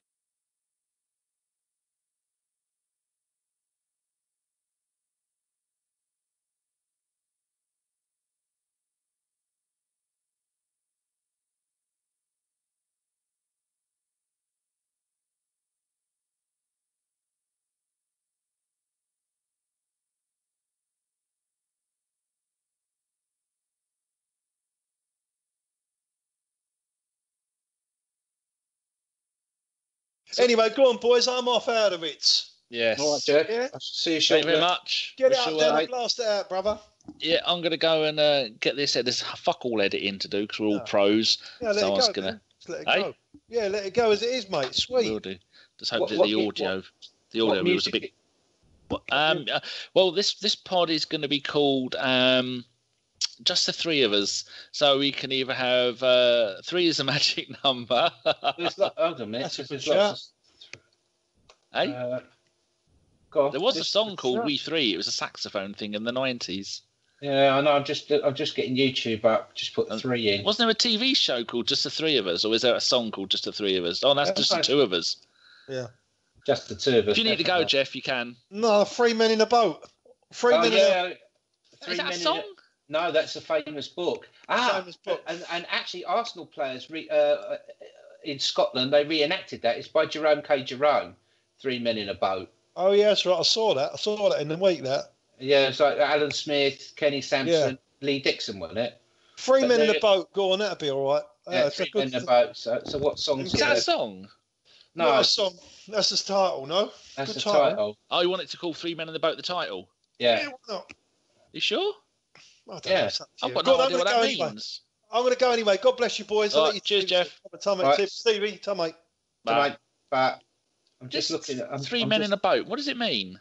3 Men in a Boat is the title of a book, a classic book by Jerome K. Jerome. Oh, yeah. And it's about 3 men's trips, 3 gentlemen in a rowing boat going down the Thames, and their conversations are stopping off at pubs. I remember now. Yeah, I'm just looking at YouTube and I see that the Dara O'Brien did one. That's right. Yeah. Yes, I saw that. So I think it's rather apt, actually. So what songs have we got with 3 songs? 3 movie songs. Oh fuck me. 3 Little Kittens. I suppose we could use. If people ask why have we called it 3 Men in a Boat? Yeah, because you can say it's a reference to the TV. It's a reference to the book of Jerome K. Jerome, 3 gentlemen in a boat going down the River Thames, perambulating about the world as it was. But we're doing it about Arsenal. Okay, let's change it. 3 Men in a Boat, and then go to this bit here and change the title. there. What have you? I fucking deleted it.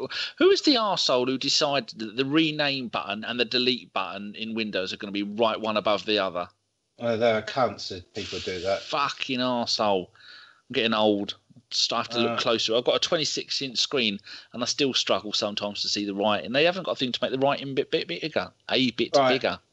There's a song called Three Little Birds by Bob Marley and the Wailers. There's a song called Three Imaginary Boys by The Cure. Oh, fuck's sake, I've done this wrong, haven't I? I've got to do the bloody background bit. We Three, My Echo, My Shadow and Me by Paul McCartney. We Three Kings of Orient Are by the Beach Boys. We Three Kings of Orient Are, one in a taxi, one in a car. I can't remember the rest of the song. We used to sing that at the Arsenal. Yeah, if you want, I'll let you pick the music. It's up to you. We've got Three Little Words, Three Time Loser, 3 Mile Smile, Three of a Perfect Pair by King Crimson. That's too fucking old. That's the problem. You can't go too old or people don't get it, do they? I don't get it most of the time. No. I just removed part of Bergkamp's bloody forehead, I think. I haven't. There you go. Renamed it 3 Men in a Boat. Don't like the spacing when you do these things. They put too big a gaps between words. How about the Three Little Bears by Louis Armstrong? If you want, I'll let you pick it. Oh, right, okay. Oh, We Three Kings by Ella Fitzgerald then in that case. Okay, so I'm just changing I have to change the paint file. We Three Kings. Christmas Carol of Orient Are. Doesn't say who by. The Celtic Women. We Three Kings of Orient. Don't mention Orient. This is a jazz record, this is. Who is it by? Ella? Yeah, so I just found it. I'm just playing it. Let's see what it sounds like. Gosh, she looks about 110. Sounds a bit grim, doesn't it? Oh, Christ, no. Fucking gypsies. Hey, say. So, oh, dear. Dolly Parton, We Three Kings. It's the same song, isn't it? That's the problem. Three sisters in excess. The wrong sex. Soul Dance number 3, 3 times a lady. Fuck off. De La Soul, 3 is a magic number. That's the one. You want to use that? Yeah, I'm going to listen to it first. God, I just grew up with that.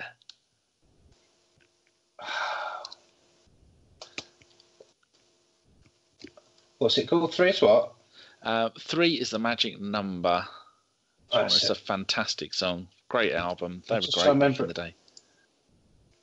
Yeah, I think we use.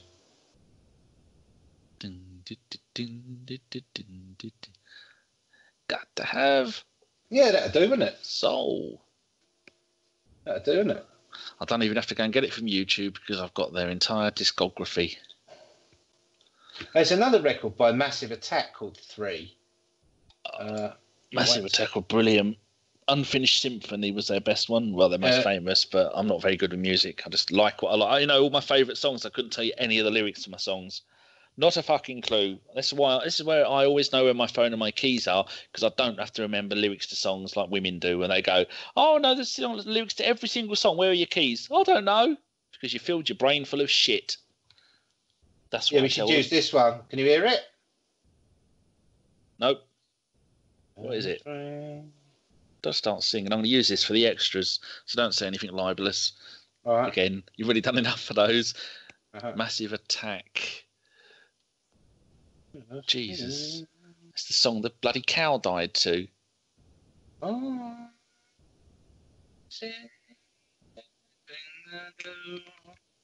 I think we should stick with the De La Soul one. Okay. Yes. Either that or there's Heaven 17. We don't need that fascist groove thing.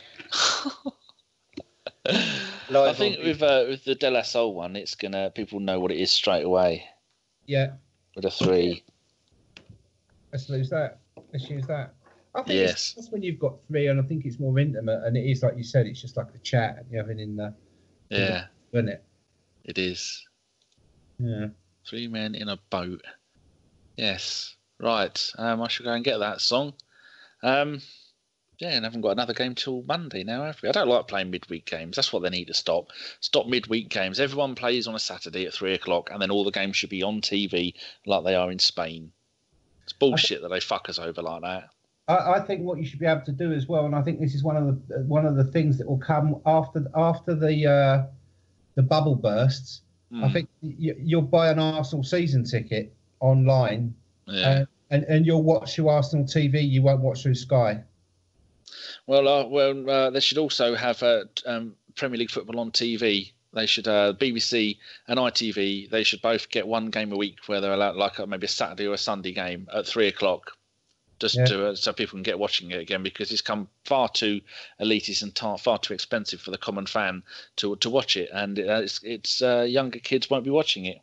No, it's ridiculous. They're just cutting their nose off to spite their face. They're being greedy fat fucks, grabbing all the money they can while they can, and they're just going to kill the game. And then when they've taken every single thing out of it they can, and when the game is left there and a heap on the floor, it'll be us fans that were there in the 60s, 70s and 80s coming back to it, and they'll be offering us season tickets for £100, begging us to come back and play us on £500 a week. And they'll look back at these days and go, you earned £350,000 a week, you fucking arsehole. Absolutely. Sooner the better that happens, and then there will be shit and we won't ever win anything in Europe ever again. And then we get back to the game and we go, oh, fuck, the Premier League days in their height, they were so good. We had all the best players, and then we won't be happy with that. Just like I'm not happy with it now. We always want what we haven't got, and when we get it, we don't want it anymore. Yeah, absolutely. It's ridiculous. Right, I'm going to go. All right, matey, take care. Thanks a lot, Steve. See you later. See you later, Dan. Bye.